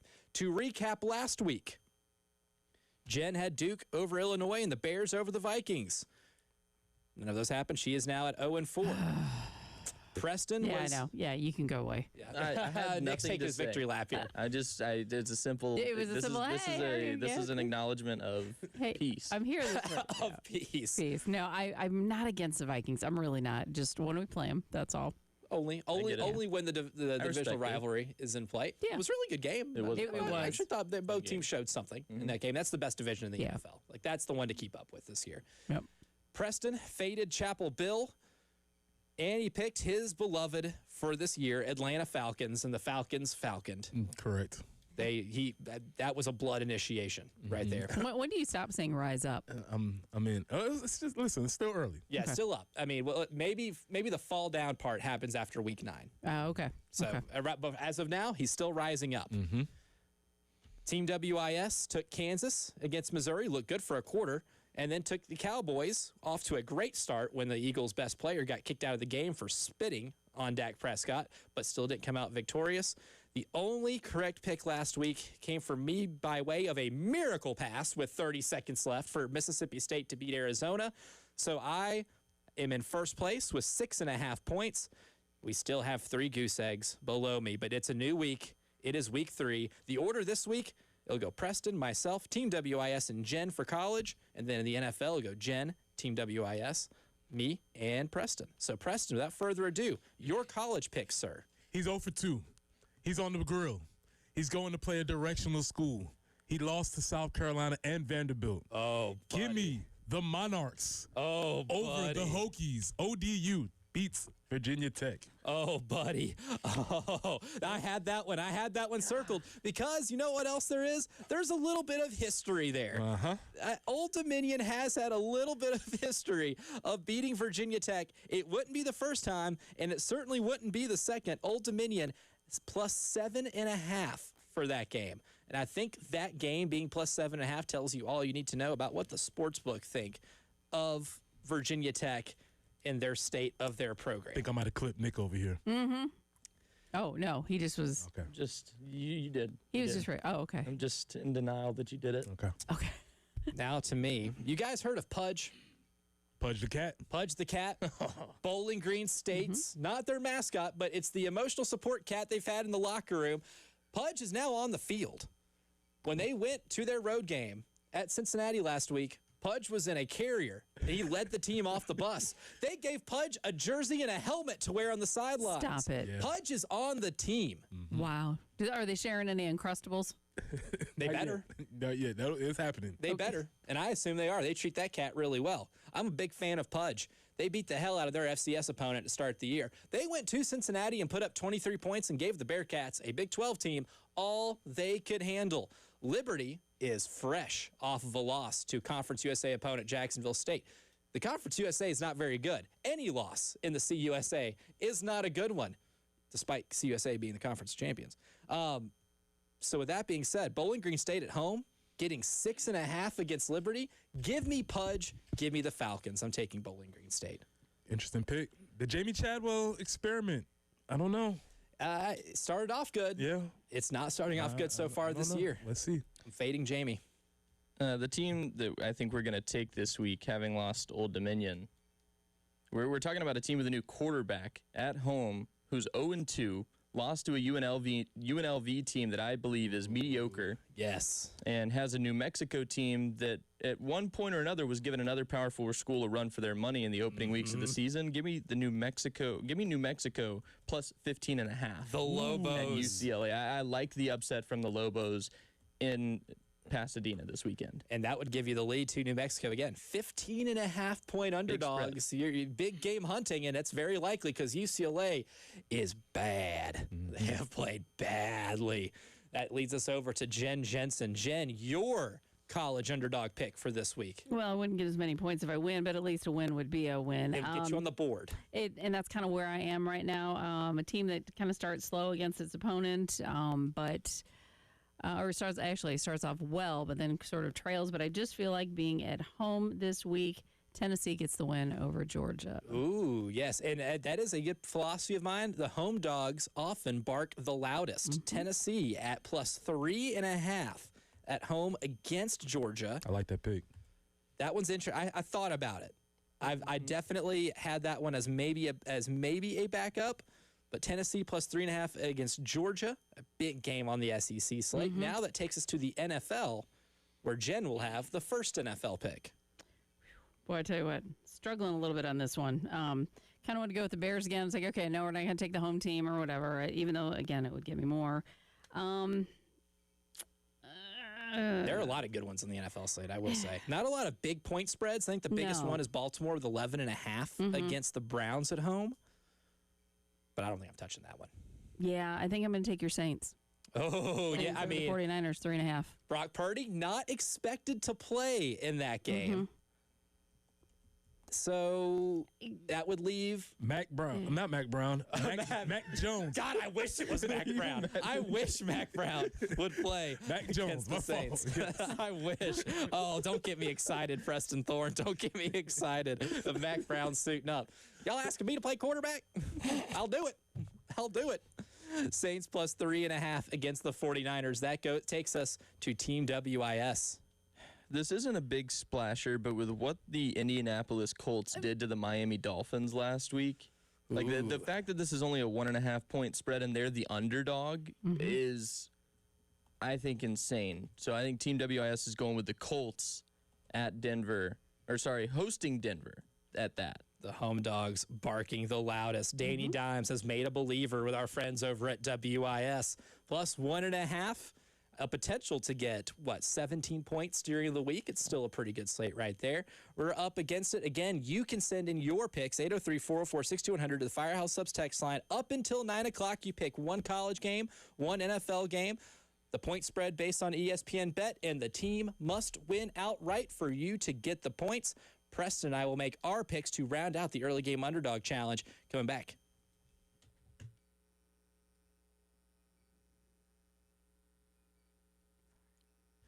Preston here for Cato's Power Equipment. Cato's Power Equipment has been serving the Midlands since 1983. That's over 40 years. That's a long time. Almost as long as the streak that we have against Vanderbilt. That being said, You can work with Cato's Power Equipment to get you all the gear that you need. You can have pre-owned mowers, tractors, and more.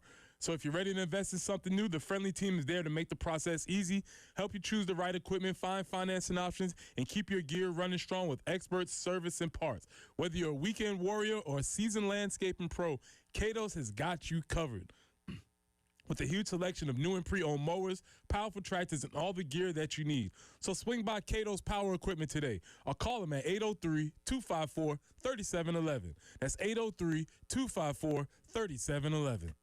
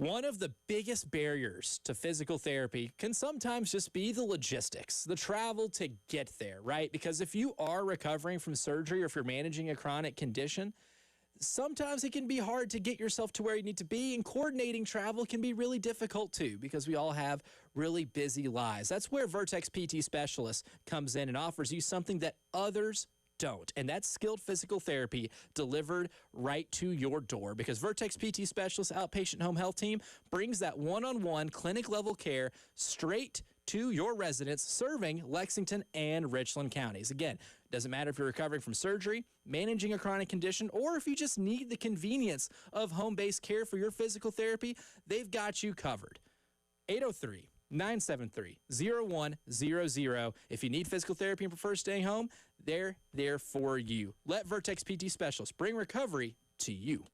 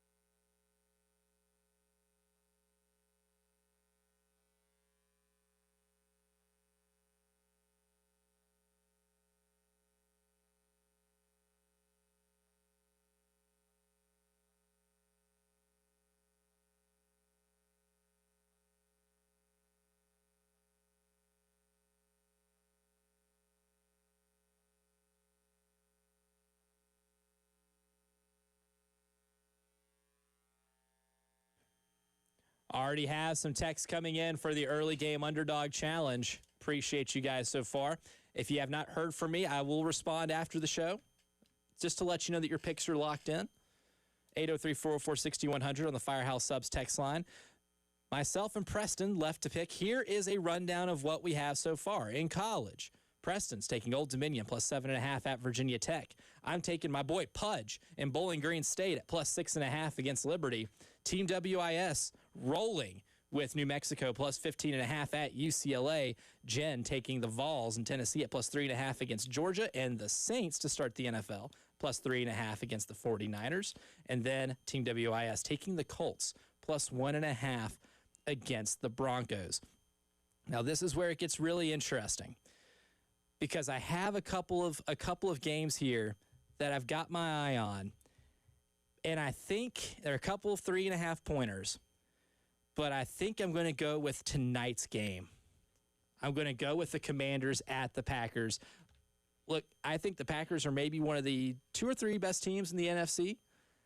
They really impressed me with how they played against the Lions, because that was a pretty commanding win from beginning to end. But, man, I love Jaden Daniels. And not many times this year will I get Jaden Daniels as an underdog. And they took care of business against the Giants. I know the Giants aren't very good, but the Giants do have a good defense, and the Manders did everything they could to be able to move the ball. Jaden Daniels thrown for 233, and, of course, he's a weapon on the ground. And Deebo Samuel did what they brought him there to do. So maybe with a still limited Micah Parsons snap count, I will take the Washington Commanders at plus 3.5. Now, is that limited count because of his back? Is that what we're doing with that? I think so. Yeah, okay. I think that's the gist that I have, is that the back is maybe not 100%. Because that report kind of leaked out in the days leading up to that opening game against Detroit. Well, when he had a chance to turn it on, he did turn it on. He did turn it on. I mean, he still got a sack in that game. Yeah. He still got to Jared Goff. Yeah, he still got it going. Well, if you've been following the show for any time, you know that last year I was Skull Nation. He was. That was my squad. Shout out to Nick. But we're going to have to make some enemies today. And until we win a game, and it feels like we're going to be underdog a lot this year, rise up. Give me my Falcons over the Vikes. On the road, plus 3.5 on a Sunday night at the Vikings. A battle of 2 quarterbacks drafted in the 2024 class, Michael Penix Jr. and J.J. McCarthy. I like J.J. too. J.J.'s tough. He goes in the locker room, he's like, yeah! He gets the guys fired. He's like the king of one-liners, too, by the way. He is, yeah. What he said in the huddle, apparently when they got in the huddle before that, I kind of like him, that man. last drive where they took the lead, he goes, where else would you guys rather be right now? Ooh. And I'm like, oh, Come on, man. Oh, What a leader. it's shades of who's got it better than us. He took some notes from Jim What Harbaugh. a leader. He took some notes. He listened a little bit. Yeah, I'm fascinated with J.J. McCarthy. He's one of those guys, like, I don't know if it will ever be maybe a top 5 quarterback in the NFL. Doubt that ever becomes a thing. He may never become a top 10. But maybe out of that draft class, the best rule follower of an offense that you have. He didn't have to throw the ball a lot at Michigan. He barely had to. Yeah, but the thing is, when you start talking about guys being rule followers or game managers and things of that nature, and first off, I don't see that as a bad thing. I never see that as a bad thing. Somehow has a bad connotation. But he is such a good athlete that it makes up in his arm talent that he may or may not have. He makes up for it with his athleticism, and then, you know, intangibles like toughness and grittiness, and that stuff can maybe get overplayed. But I don't know, man. I put it like this. The Vikings saw something over time that maybe they didn't see, and that's why they didn't continue with Sam Darnold, right? Yeah, I mean, I think it's a lot of accepting that you're going to have to work through the kinks of somebody who spent his rookie season the first time around injured, couldn't do anything, didn't even make it through camp. But you knew what kind of talent you had when you drafted him, and you saw at least some glimmer of hope before the injury that you could, and like they all call Kevin O'Connell the QB whisperer. Like that's becoming his shtick, is that he gets guys in the right place. He did it with Kirk Cousins. He brought his swagger back. He did the same thing with Sam Darnold last year. Like, I mean, if there's anybody who I'd rather have developing a quarterback, it's Kevin O'Connell. And if there's a quarterback that I trust after watching the way he bounced back after having a terrible first half. An abysmal first half. It looked like they had trouble getting to the line and snapping the ball. Right. They were having communications issues, and then he comes out in the second half, throws a couple dots, drives the team downfield, the run game gets going, and all of a sudden the Vikings offense looks like they can functionally score touchdowns, and their defense can stop the run better than anybody in the league, in my opinion. After 1 week, I mean, that run defense is unbelievable. It's pretty good. 2 hours in the books, one more to go. We'll kick off hour number 3, giving you the latest on the injury situation for South Carolina ahead of Vanderbilt. That's next.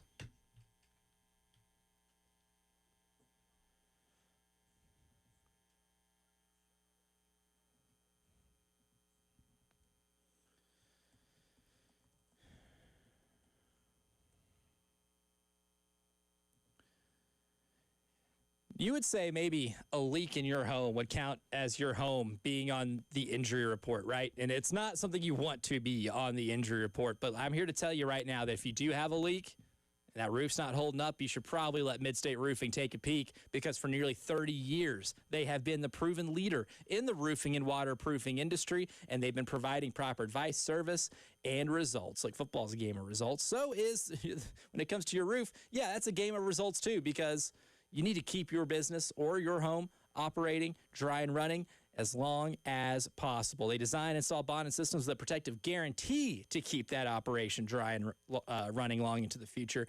And to add further protection, you can protect it with a maintenance contract. Give them a call today, 803-356-1919, or you can hit them up online at midstateroofing.com. And remember, if you have a leak, let Midstate Roofing take a peek.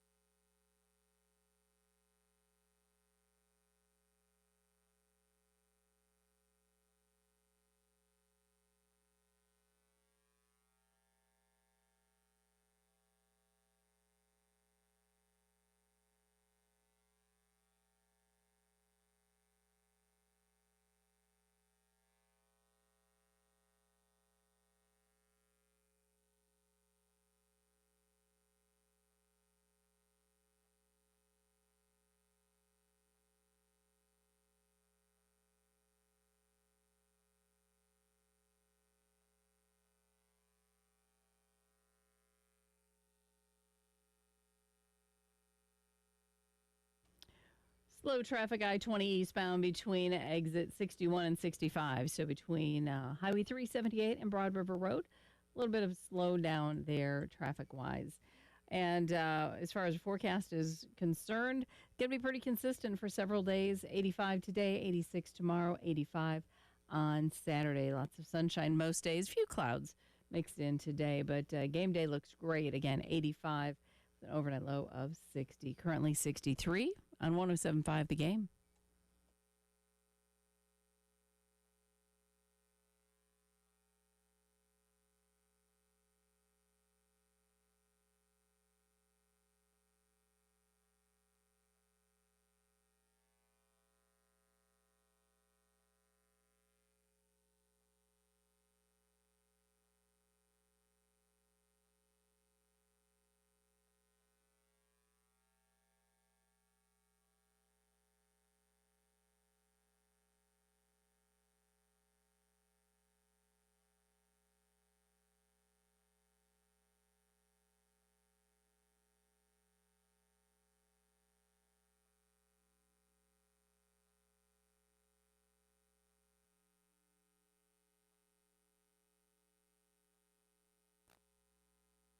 Hour number 3 of the early game starts right now. I'm Elijah Campbell. He's Preston Thorne. She's Jen Jensen. He's Nick Harvey, hanging out in the studio with us after the early game underdog challenge. Again, you have until 9 o'clock to submit your picks. They're rolling in right now, and I'll tally those up and record them after the show. But we've been previewing South Carolina Vanderbilt. Today has been our really first deep dive into the Vanderbilt Commodores. So who's going to be available for South Carolina on Saturday? Here is last night's injury report for the Gamecocks. Judge Collier, doubtful. Brady Hunt, doubtful. Vicari Swain, probable. Brandon Cisse, probable. Jaquel Hallman, at defensive back, probable. We hear those listed off. What does that tell us about some of these players' availability going into the Vanderbilt game, especially considering Brandon Cisse and Jaquel Hallman looked pretty, or at least sounded like Cisse is pretty banged up. Jaquel Hallman looked really banged up whenever he had to leave the game on Saturday. Well, this is the second year of the injury reports, the official injury reports. And so we're still learning how each team coach deals with them. And like I said off air just during the break, we still have to learn exactly how Shane and crew classify players. Because there's some staffs, if you say doubtful, that means you're out. Yes. Some staffs, if you say doubtful, that means we want the other team to have doubt that he's playing, but he's going to play. And it could be on an individual basis. And so we still have, now that we're in the SEC, we still have a lot to learn. But for me, when I hear doubtful, that does not give me a sense of hope. Yeah. So you're saying there might be injury reports across all levels of football are part science, part Jedi mind trick? Absolutely. 100%. There's no stone that goes unturned as far as gamesmanship is concerned when you're talking about football. Nick, when you hear Judge Collier doubtful, Brady Hunt doubtful, Vicari Swain probable, Brandon Cisse probable, Jaquel Hallman probable, your first thoughts are?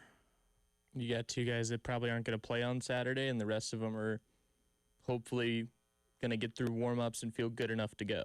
That's kind of how I read that, is if a guy's doubtful, he's more than likely not going to pad up, and when you're probable, they're expecting you to be able to, kind of judge yourself through warm-ups, let the training staff evaluate you during warm-ups and say, all right, he's fine. He'll be good to go. He's going. He's going to play. Or you just have that understanding amongst yourselves quietly that if you're probable, hey, you're playing. Yeah. We need you to play. You're going to play. Yeah. We're just not going to tell people that. Well, the other thing about the injury reports is we get one every day up until the game, right? So we have to monitor if there's any changes. I don't know if there will be or not. But it also really depends on the injury, because a probable for, let's say if a hamstring, a probable on a hamstring, you could get out there in warm-ups and be like, I can't go. I don't have it, right? Mm-hmm. But a probable on a shoulder is like, you feel great until you hit somebody, and it's like, right. I can't do this. Yeah, I mean that probable can mean you're still play, but after one hit, it's like, okay, coach, this is. If you have a separated or a shoulder or something like that, you haven't had any contact throughout the week. You're running, you feel great, and then you hit somebody for real, and it's like, oh, I can't go. My adrenaline can only do so much. Yeah, to mask this pain. Yeah, so there's a lot of different variables that could be with all of this. Like the Judge Collier thing with a sprained knee. I think doubtful means you're out. I think that probably needs an extra week. I have a feeling you're going to be without Collier. Brady Hunt, we were told, did require extra testing with his injury. What is the injury? Non-specified, at least. He got a leg? Yeah. He has a lower body. Do the NHL injury report, which is only upper body or lower body. They give you nothing else on those injuries, just upper body or lower body. Lower body. Hockey player ends up having to leave the game because of a serious concussion. They just say upper body injury. Mm-hmm. And I'm like, yeah, I'd say that qualifies as an upper body injury. You watch a guy lose 2 teeth on a high stick, and he comes back 30 minutes later, but they'll say at the time, just an upper body injury. They're actually expecting him to come back, and then you'll see him with stitches and stuff like that. Yeah, working in an NHL market and doing radio for an NHL team for a couple of years taught me that there's no more of a vague injury report than what the NHL does on a daily basis. I did find one thing very encouraging on this injury report, and that's because who is not on there, at least today, Jalen Kilgore, because Jalen Kilgore dealing with a hamstring. That's why he did play against Virginia Tech, but did not return a punt. He returned a couple of punts and then because the hamstring, they figured they'd let Vicari out there. Vicari Swain runs the punt back. Now the rest is history, right? Now we have Ferrari Vicari, video game Vicari, House of Swain returning punts, and now the rest is history there. But not seeing Jalen Kilgore on here makes me feel maybe a little more optimistic that he's going to play. And I feel like you're going to really need Jalen Kilgore to play. Even a 65 to 70% Jalen Kilgore, I think, is going to help you in this game, especially considering the type of stress that Vanderbilt's offense can put on your secondary. 803-404-6100. It's a AAA Heating and Air phone lines. Ray is on the line with us with some thoughts on this Vandy game. Ray, good morning. Welcome to the early game. Good morning, Elijah. Good morning, Preston. Yeah, I do have some thoughts, of course, on this game. I think we've got to really come out with a good game plan. Because right now, I don't know. It just seems like, even though, at the end of the day, we're 2-0, and that's what you want. But there seems to be doom and gloom kind of hanging around, and it seems like people think Vandy has all the momentum coming in. But what I wanted to call in about, and Preston, I got to ask you, okay, I'm like you, and I'm sure Elijah, I have all the respect for South Carolina State, for their program, how tough they play and all that. And be honest with you, I thought they won the game in the trenches Saturday. And I, it's like any team. You go up through, highs and lows. A fan base, whether it's college, pro, you're going to hear boo birds from time to time. I mean, it's just the nature of the game. But I can honestly say, Preston, it's the first time I've ever heard boo birds when we played a lower division team. And it's all on the offense, of course. And that just got me a bit concerned. And what really got me even more concerned was yesterday they had the coordinators.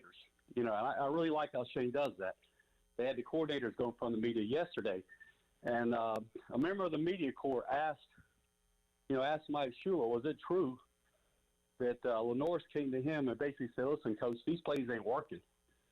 We need to, you need to keep that ball in my hands more. I need to run the ball more and all this. Now, Mike Shula did not deny that. And if that's the case, that's very telling. And what it's got me concerned with, if this offense stays stagnated the rest of the year, and just say that somehow Lenore's draft stock it drops because of just the production, what do you think the odds are that he would come back here next year? I don't know, guys. I mean, if he was offered $6 or $7 million, his team right now, they're second thinking things right now. I mean, I think Shula and Beamer have got to get this offense going this week, and hopefully they can get it going, and that'll be a sign of good things to come. But offensively right now, we're kind of a mess, and that's just all I got to say, guys. Thanks. Yeah, appreciate your call, Ray. I'll address the offensive issues first in terms of what made Saturday so frustrating. Here's your drive chart on the first 3 drives of the game. They also just so happen to be all of the drives you had in the first quarter of the game. 3 and out, gained 8 yards. 3 and out, lost 2 yards. 3 and out, lost 8 yards. And I think that last one was a lot of penalty fueled, so that helped a lot of the subtraction of yardage. You start off a game against an FCS opponent, and I don't really care how good the FCS opponent is at their level. Going 3 and outs to start the game is a bad way to start. And then you had a 3 and out in the second half on your second drive of the second half. That's the thing, that having the 4 3 and outs and having an average time of possession of 2.5 minutes against an FCS opponent is what I think people will look at in terms of quantifying it. And I think we understand that once you get into SEC play, whether it's Vanderbilt, Missouri, even Kentucky, who I still believe is cooked, or Ole Miss, Texas A&M, Alabama, Oklahoma, you name it, just reel off the SEC teams on your schedule. 4 3 and outs won't cut it. And having only 3 scoring drives against an FCS team is one of those things where if you apply that to what will happen the rest of the year, that type of production you will not get away with. You can get away with it against an FCS team playing that poorly on offense and having an entire quarter of not getting a first down. You can get away with it there. It will be so much harder getting away with it moving forward. Well, yes, I agree with everything that everybody said, but I think we have to have perspective. I do think booing because your team's not moving the ball against an FCS opponent, I think that's appropriate. They did it up the road the same way, right? We had the same boo boards out. I think that's fine. I think that shows the level of expectation that the fan base has, and they should have that too. That being said, we're going to play an SEC team this week. And if they go 3 and outs against an SEC team that has a solid defense, that's not a reason for you as a fan to panic or for the players to panic. Things can take time. That's why it's a 4-quarter game. And so I just would be hesitant to take what we saw last week, which I think was disappointing by all accounts, but that doesn't necessarily apply to this game. And if they come out and they have 2 3 and outs, I'm not making excuses. I'm just saying it's a game, especially if those 3 and outs are countered by 3 and outs on the other side, which if they are, which is possible. That can be a possible thing. Yeah, and that's the reason I think you can't get away with that maybe this week is because Vanderbilt does do a fantastic job of hoarding time of possession. They may not score every drive, but they're really good at manipulating the clock. That's what they did very well last year. That's the reason, really, they beat Alabama is they scored on a lot of their drives, and they also held the ball for 40-plus minutes. And they made it to where Alabama's margin of error was so slim that one pick six made the difference in a game. Usually, instead of having, a multitude of possessions, they were significantly limited. That's how Vanderbilt can drag you into football hell and make you have to play perfect sometimes. Well, this just gave me a chance to tell one of my favorite stories about the GOAT, Tom Knotts.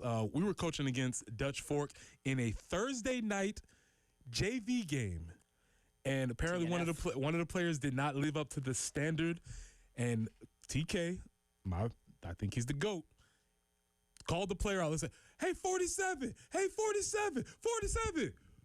Boo!" So he didn't wait for the fans to boo him. He did it. He did it for the fans. So when there's a level of expectation, sometimes you got to bring the boop. Does that sound like TK? Based on my one in-person interaction with him, yes. I watched him last Friday get on to not only players who made some mistakes here and there, but his coaches. They were walking out to the field prior to kickoff of the game, and somebody left a kicking tee on the sidelines near the 15-yard line from warm-ups, and he was not happy about it. Yeah. Just that, I'm disappointed look at the coach and being like, what are we doing? What are we doing? Pick that up. So, man, that guy. Sometimes you get booed on a Thursday night It's JV excellence. game. It's excellence for Tom Knotts. Yeah, it's one thing to get booed on Thursday Night Football when it's televised on Amazon. It's another thing to be a JV football player and be booed by your own coach. That is remarkable. Oh, that is remarkable. 803-404-6100, AAA Heating and Air phone lines. We will go to Ian on the line right now. Ian, good morning. Welcome to the early game. Good morning. How's it going, boys? Oh, it's going, brother. It's going. Well, I'm just here to say, guys, let's pump the brakes. Let's pump the brakes. Let's not forget that we still beat SC State by 4 touchdowns.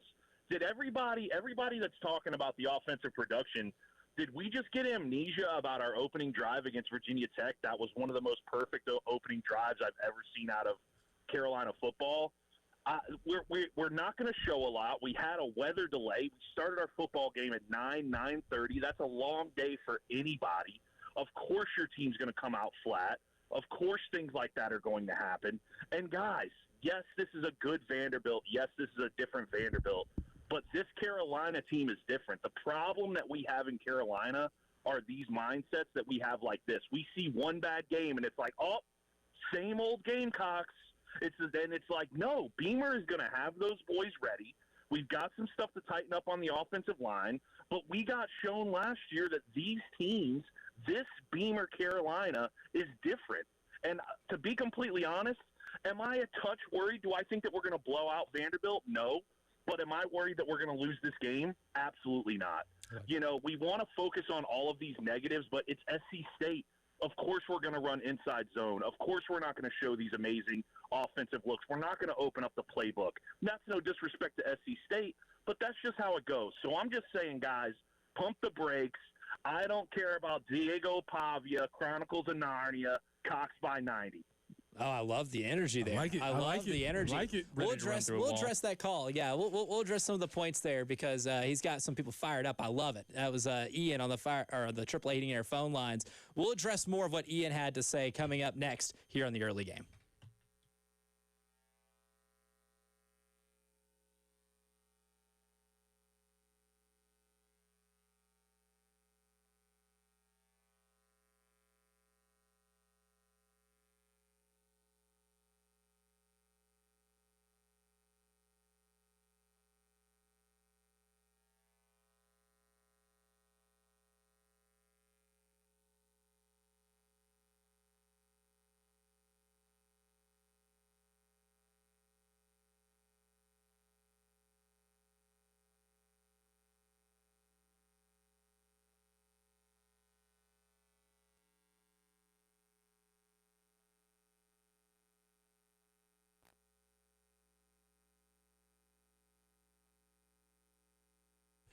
Football is back, and Underdog is the best place to make picks and win money all season long.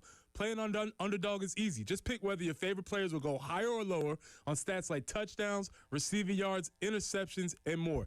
Tonight, I'm going with Debo to go higher than 6.5 rushing yards. Come on, they're going to give him one end around. It's done. 6.5 rushing yards, Debo higher. Download the app today and sign up with the promo code EARLYGAME to score $50 in bonus funds when you play your first $5. That's promo code EARLYGAME. Millions of fans have already won billions making picks on Underdog. Will you be next? Underdog. Make picks, win money. Must be 18 plus and present in South Carolina. Terms apply. See assets.underdogfantasy.com/web/play and get terms _DFS_.html for details. Concerned with your play? Call 1-800-GAMBLER or visit www.ncpgambling.org.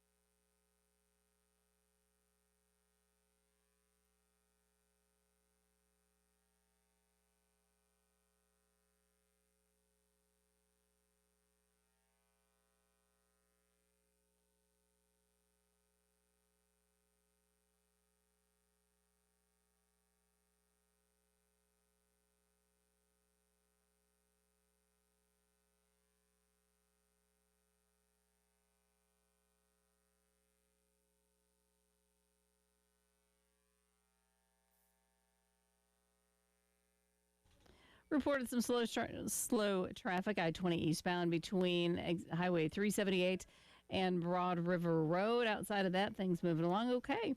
85 will be our high today, 86 tomorrow, 85 on Saturday. Game day looking very nice, both for tailgating and should be pretty decent.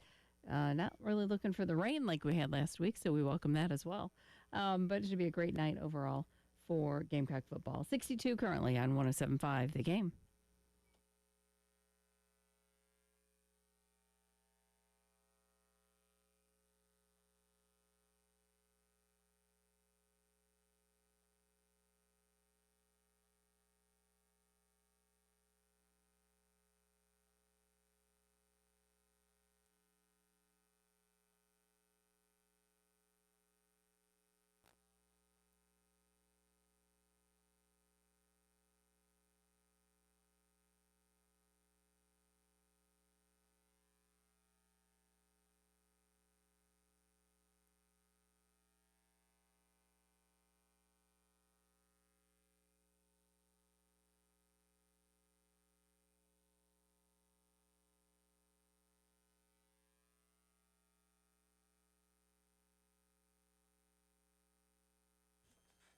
We're getting you set for Vanderbilt, South Carolina.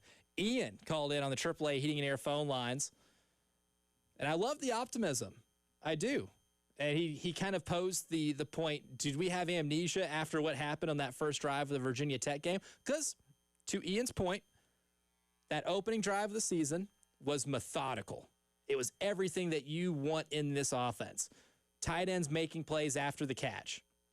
Lenora Sellers hitting the deep ball to Nick Harbor. A designed run getting you into the end zone. That Harbor touchdown and that first drive, I think, is what we expected out of this offense going into the season. Unfortunately, Ian, I get your point because it did look good on that first drive and that touchdown late in the game to help seal it. And I completely understand that. And that's why my standard is so high for this offense, because I know you have the players to do it. You have the personnel to do it. And I trust that they're going to be better than what they showed on Saturday, right? Again, I've said it a couple times this week. There is not a good SEC team or a good college football team throughout the course of the season where the game I remember most is the FCS game that they played on their schedule. Not one. Not a single one. Really, the only time it's memorable is if the FCS team wins. 2007 Michigan losing to App State to start their season. Shining example. We remember that one because App State won that game. If Michigan State won that game, even if it was close, probably not thinking about that one a ton. Even if they underachieved that season as a preseason top 5 AP team. I think the level of frustration is the production of the offense over the course of the rest of the game in a larger sample size. Because, yes, they did still beat South Carolina State by 28 points, but the defense scored one on a scoop and score, and Vakari Swain returned 2 punts for a touchdown. I think that's where the frustration's coming from. Does that mean they're not going to be successful in offense the rest of the year? No. What it means, though, is there are some things that still need to be cleaned up as we head into 8 straight weeks of SEC competition. Yeah, they have to be cleaned up, but they have to be cleaned up now. Yes. And they have to happen.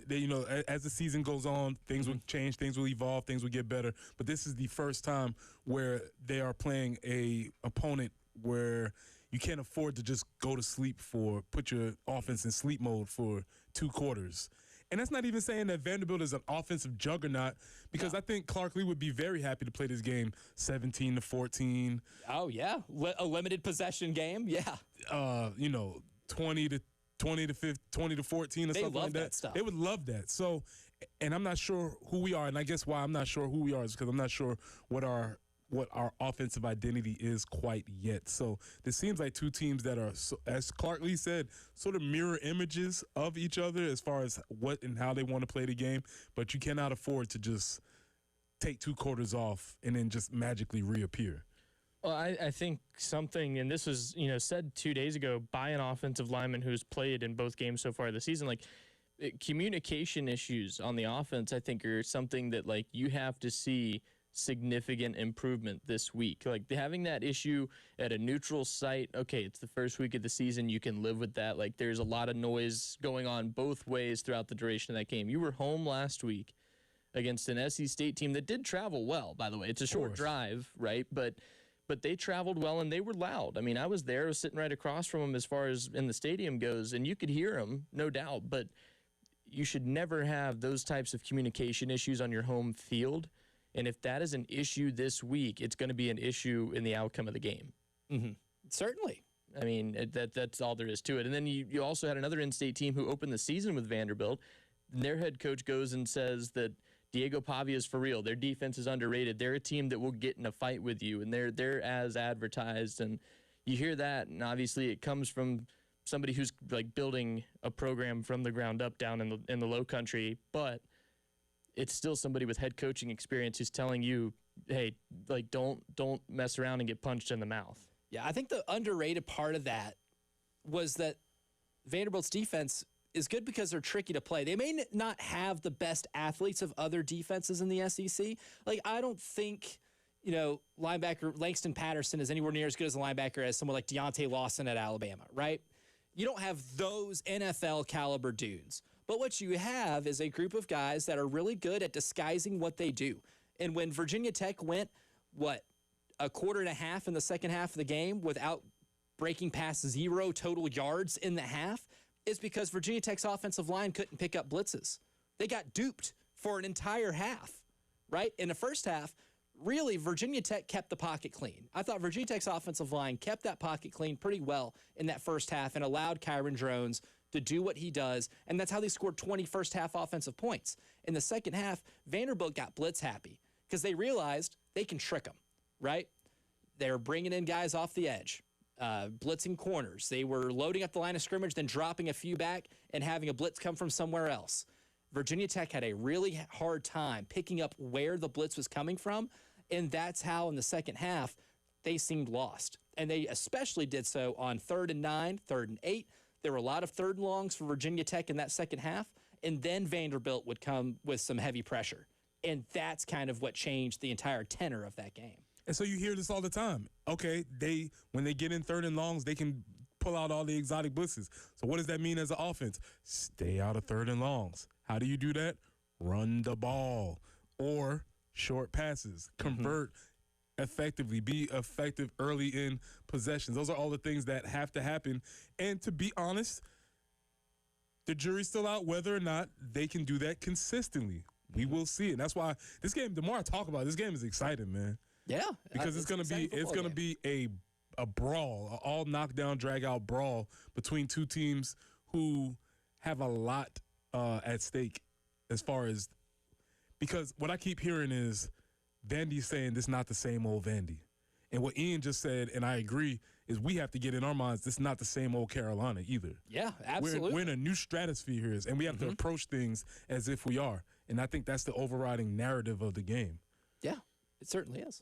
I agree with that, too. And I think just to piggyback a little bit, though, with Vanderbilt bringing blitzes, and obviously like 3rd and long situations where you saw a lot of them, but I think having seen what the offensive line has done through 2 weeks for South Carolina, if I'm Vandy's defensive coordinator, if I'm drawing up game plans, I'm sending more pressures and I'm stunting the defensive line like crazy just to test if the communication has gotten better from the front five. Those big guys need to be able to identify and communicate a lot of pressures because I think it's coming. And that's something that, like, once you get into a game, all that preparation, to be honest with you, to an extent goes out the window, and it just comes down to, can you do it or not? Yeah, can you pick those guys up or not? Because I have a feeling early in the game we'll see Vanderbilt's defense try to put that line in as much conflict as possible. That's what we're going to see. Is the communication issue fixed? And if it is, then that gives you a head start on being able to handle the type of pressure that Vanderbilt wants to bring. We'll take a quick break, but when we come back, phoning a friend, my man Chase McCabe from 102.5 The Game in Nashville. They cover Vandy. They're the flagship station for the Vanderbilt Commodores. He's going to join us next to talk about where their program's at and what they're feeling about this 16-game losing streak coming into Williams-Brice on Saturday night. Chase joins us next.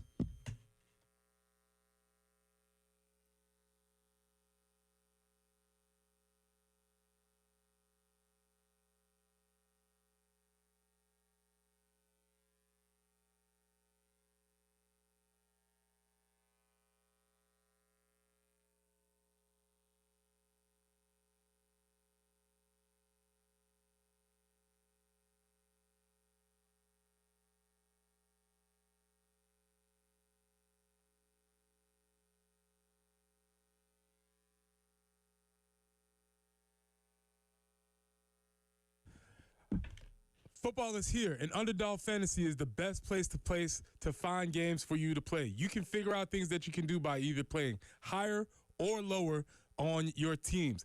Tonight, I'm taking Debo to go higher than 6.5 yards as far as rushing is concerned. One end around, and he'll cover that. Download the app today and sign up with promo code EARLYGAME to score $50 in bonus funds when you play your first $5. That's promo code EARLYGAME. Millions of fans have already won billions making picks on Underdog. Will you be next? Underdog. Make picks, win money. Must be 18 plus and present in South Carolina. Terms apply. See assets.underdogfantasy.com/web/play and get terms _DFS_.html for details. Concerned with your play? Call 1-800-GAMBLER or visit www.ncpgambling.org.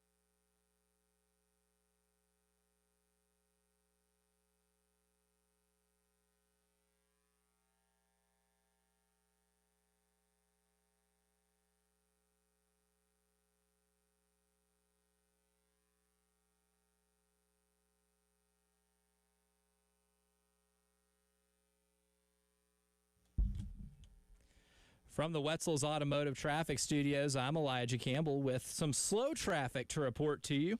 Some slow traffic has been reported between Highway 378 and Broad River Road. So if you're in a hurry, I would recommend avoiding that if possible. Or if you're going there anyway, I would just recommend that you pack your patience.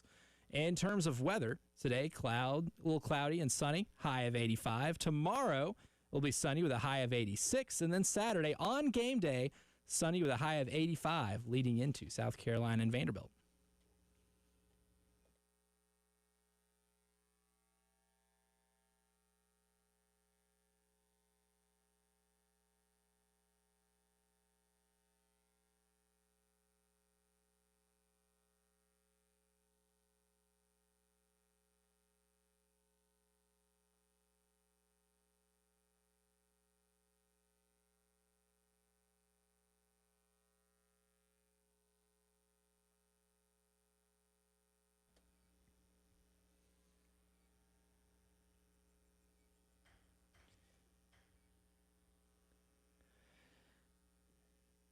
Time to play Who Wants to Be a Millionaire, except not actually playing the game. I'm just phoning a friend. I'm just doing that part of it.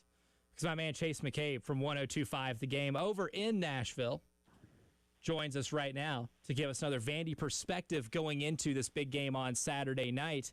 Chase, good morning. Appreciate you joining us this morning. And I think the place I want to start off with is Clark Lee, because, I mean, you've been covering sports in Nashville for a long time.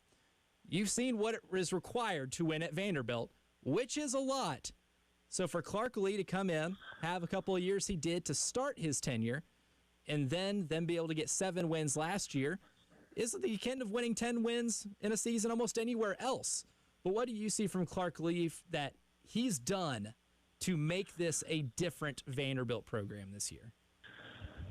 Well, thanks for having me, Elijah. Good to talk to you. You just used the line in your traffic report, pack your patience. That is exactly what he did. He had to be patient because he knew that walking into that program, it wasn't going to be fixed overnight. And, you know, they had like a little bit of a glimpse of, oh, hey, maybe it's going to be good. And then it all of a sudden went back to, you know, winless in the SEC and looking like the phrase that he's trying to get rid of, same old Vanderbilt. I think he made some really good strategic moves by looking at himself in the mirror and saying, okay, I'm the head coach, but I'm really good at defense. Maybe I need to focus on the defense and help that out. But I also need help running the team. That's where Jerry Kill came in. That was, I think, I've told him this to his face, and he hasn't argued with me, that was probably his best move he's made as a head coach, is bringing in Jerry Kill to kind of be his assistant, you know, whenever, you know, to help him be a really good head coach. And so I think that's been effective. Obviously, you know, getting Tim back, getting Diego Pavia, Eli Stowers, like that group has really put this offense where it is. But Clark's done a great job. Clark went in knowing what Vanderbilt was. He went there. He grew up in Nashville, so he knew what he was faced with.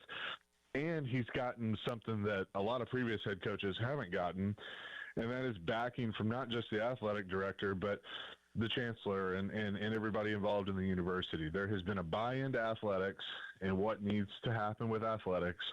They have a beautiful new facility. It just got completed. The stadium looks great.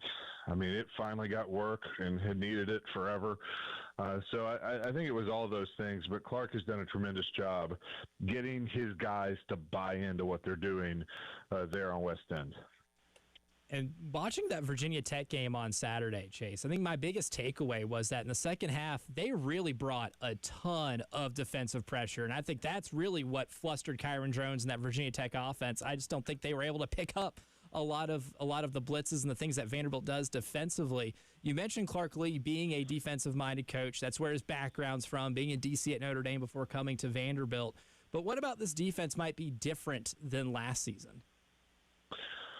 I just think it's not necessarily that they're different. I just think because he's got so many guys that came back on the roster that they were able to keep building. You don't see that in college football anymore, where you can kind of build year to year because you return so much of your roster. Vanderbilt was top 10 in guys that returned.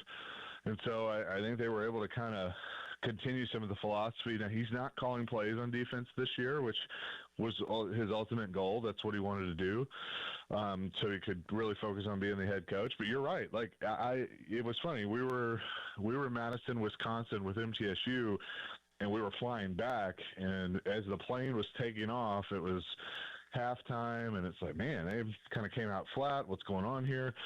We land, and all of a sudden they've put up 300 yards of offense and completely dominated Virginia Tech in the second half. That was just, I think, the buy-in from the guys, both offensively and defensively, of, hey, we're not going to come in here and get pushed around. We need to show people that this is a different Vanderbilt. This isn't the same old Vanderbilt, and I think they did that in that second half. But how do we, as South Carolina fans, convince our fan base that this is not the same old Vandy? Because this has been 16 years in a row, and we're trying to raise the flag here, but it's very difficult to say, like, hey, this might be something different. What are some concrete things we can point to that say this is not the same old Vandy? There's a guy on offense. He wears number 2. He is nothing that like you have seen before come out of Vanderbilt. They have never had a superstar, period. I mean, Jay Cutler was really good. Jordan Matthews was really good. Zach Stacy was really good. They've never had a Diego Pavia. And this guy is different. You know, Elijah, you were at SEC Media Days. He was being followed around. I mean, when has Vanderbilt ever had a guy like that? That's how you kind of point to Vanderbilt and say, that's not the same old Vanderbilt because of what he is, what he's done. And, I mean, he's got pieces around him. Eli Stowers, Junior Sherrill. I mean, the offensive line has been much better.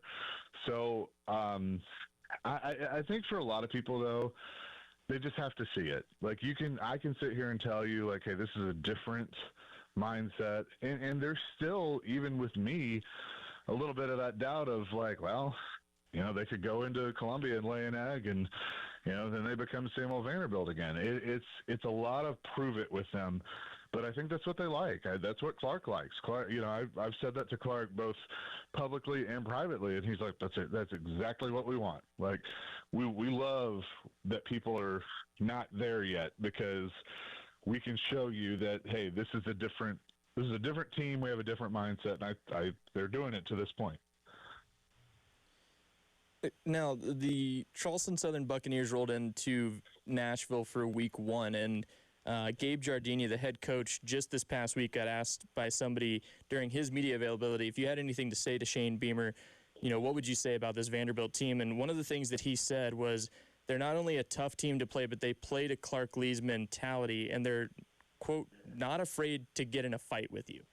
Is that a testament to you? Like, I mean, I know you keep talking about this, not the same old Vanderbilt, but is that more of a testament to the Clark Lee effect and what he's done in bringing back this program and getting these guys to buy in? Or is that just the Diego Pavia effect in that his swagger and confidence in the way he carries himself publicly has kind of carried that mentality for this team?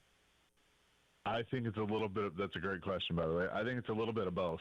I actually think – they have kind of fed off each other because they're opposites. They are polar opposites. Clark's not that way. I mean, Clark is kind of that silent, like, hey, I'm going to show you with my play, and not the talking and chirping and kind of guy. And Diego's kind of brought that out of him.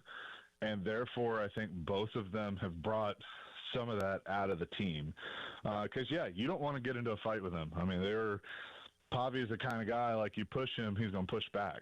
And he's had to work on that. I mean, he's got to kind of dial some of that back at times because teams are going to try and exploit that and pull, and get him in trouble.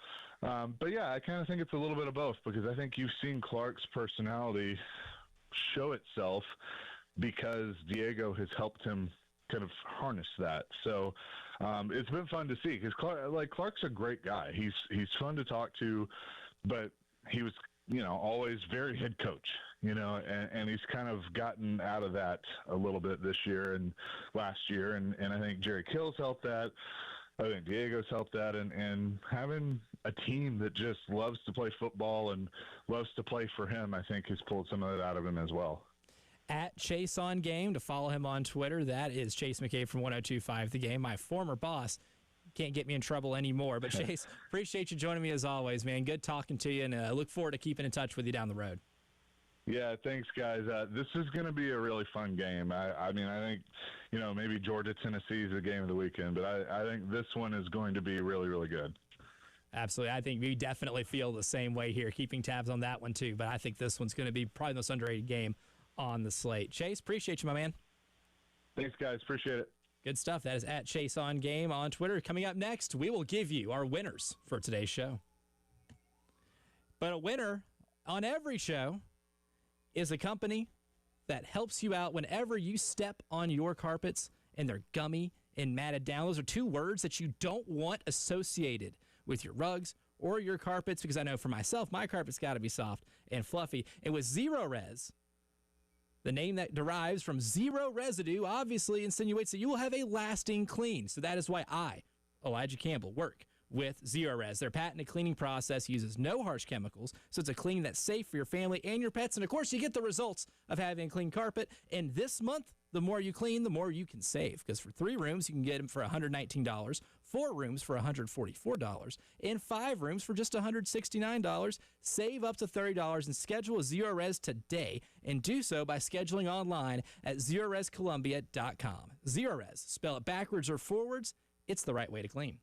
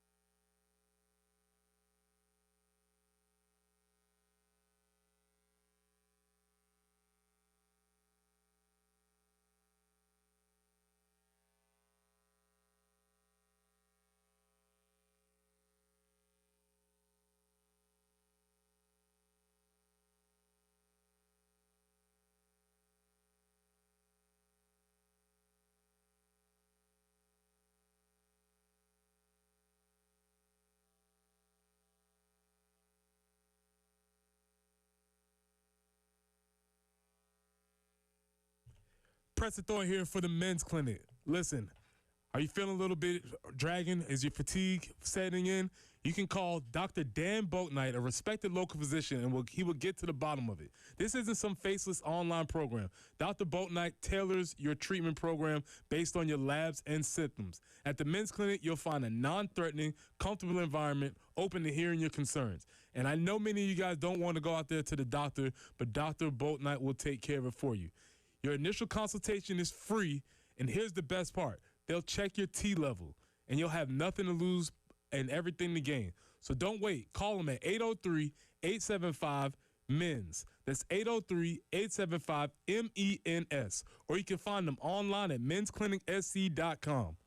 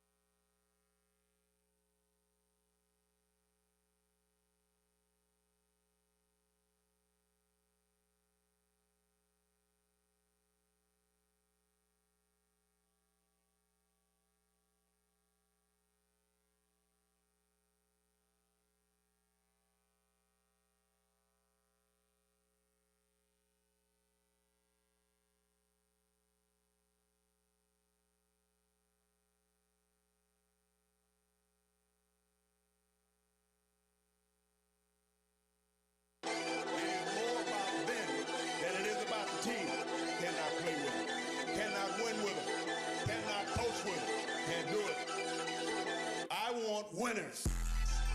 Winners. Winners.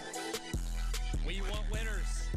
And we're going to fulfill Mike Singletary's request because we got into a lot today. There are a lot of winners. Preston Thorne, your winner for today's show. The number 16. Years. It's how long it's been since they have beaten us. And I don't think that we should ever forget that. Yes, streaks are made to come to an end. But also, a streak is a streak because you've done the things over and over and over again. 16, winning number. Yeah, that your winning number is 16. We'll take a wild guess what mine is. Here's my winning number. You know what? Instead of me giving it, let me let Diego Pavia give it for you. Which one of these games is like circled to you? Like this is I gotta make sure. Game 3. 3. Because game 3, your opponent wants this one really bad. I know there are games at the beginning of the season that we talk about that we keep our eye on. I'm really excited for Oklahoma to come here. I'm really excited for Alabama to come here. If you're undefeated in the month of September, that means you stroll into your first game in October at Baton Rouge in Death Valley, potentially a top 10 showdown. That one would be massive, but you can't get to any of those. Those games are not as big if you don't win game 3. It's big for you for that reason. It's big for Vanderbilt because they have clearly taken that aforementioned 16-game streak and taken it personal. They took the tail beating they took in their unfinished house last year by 21 points, their worst loss of the season in terms of deficit. They took that personally.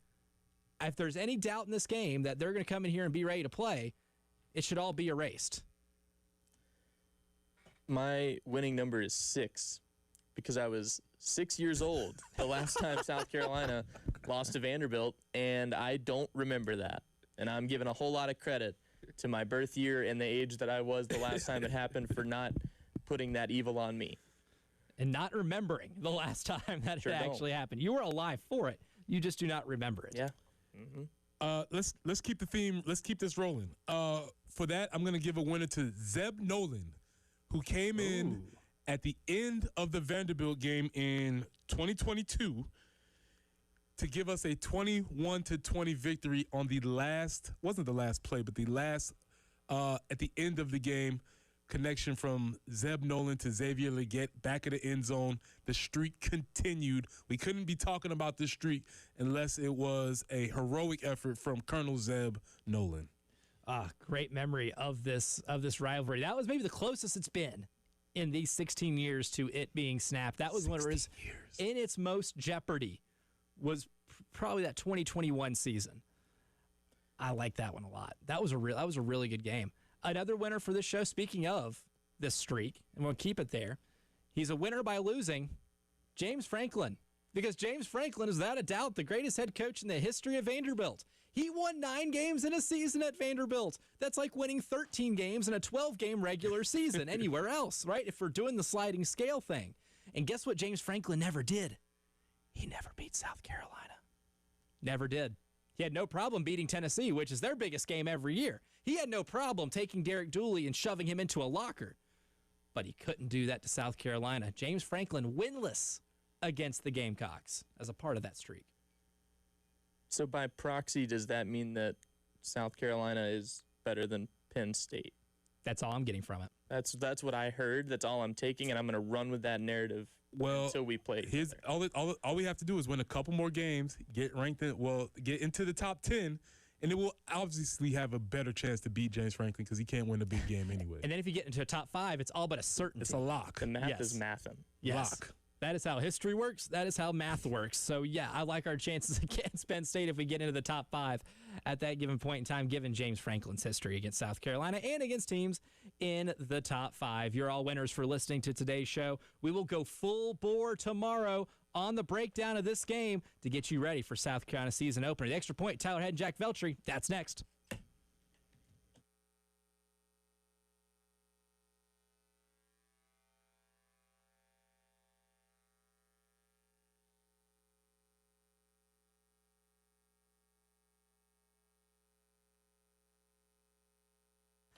I keep telling you about my friends over at Pro Swing, but they have a very exciting opportunity coming up because the leaves are falling And so are the remaining spots in the Fall League. Look, there's not a lot of time left. Sign up for a spot for Pro Swings Fall League at either location, whether it be in Forest Acres or in Chapin.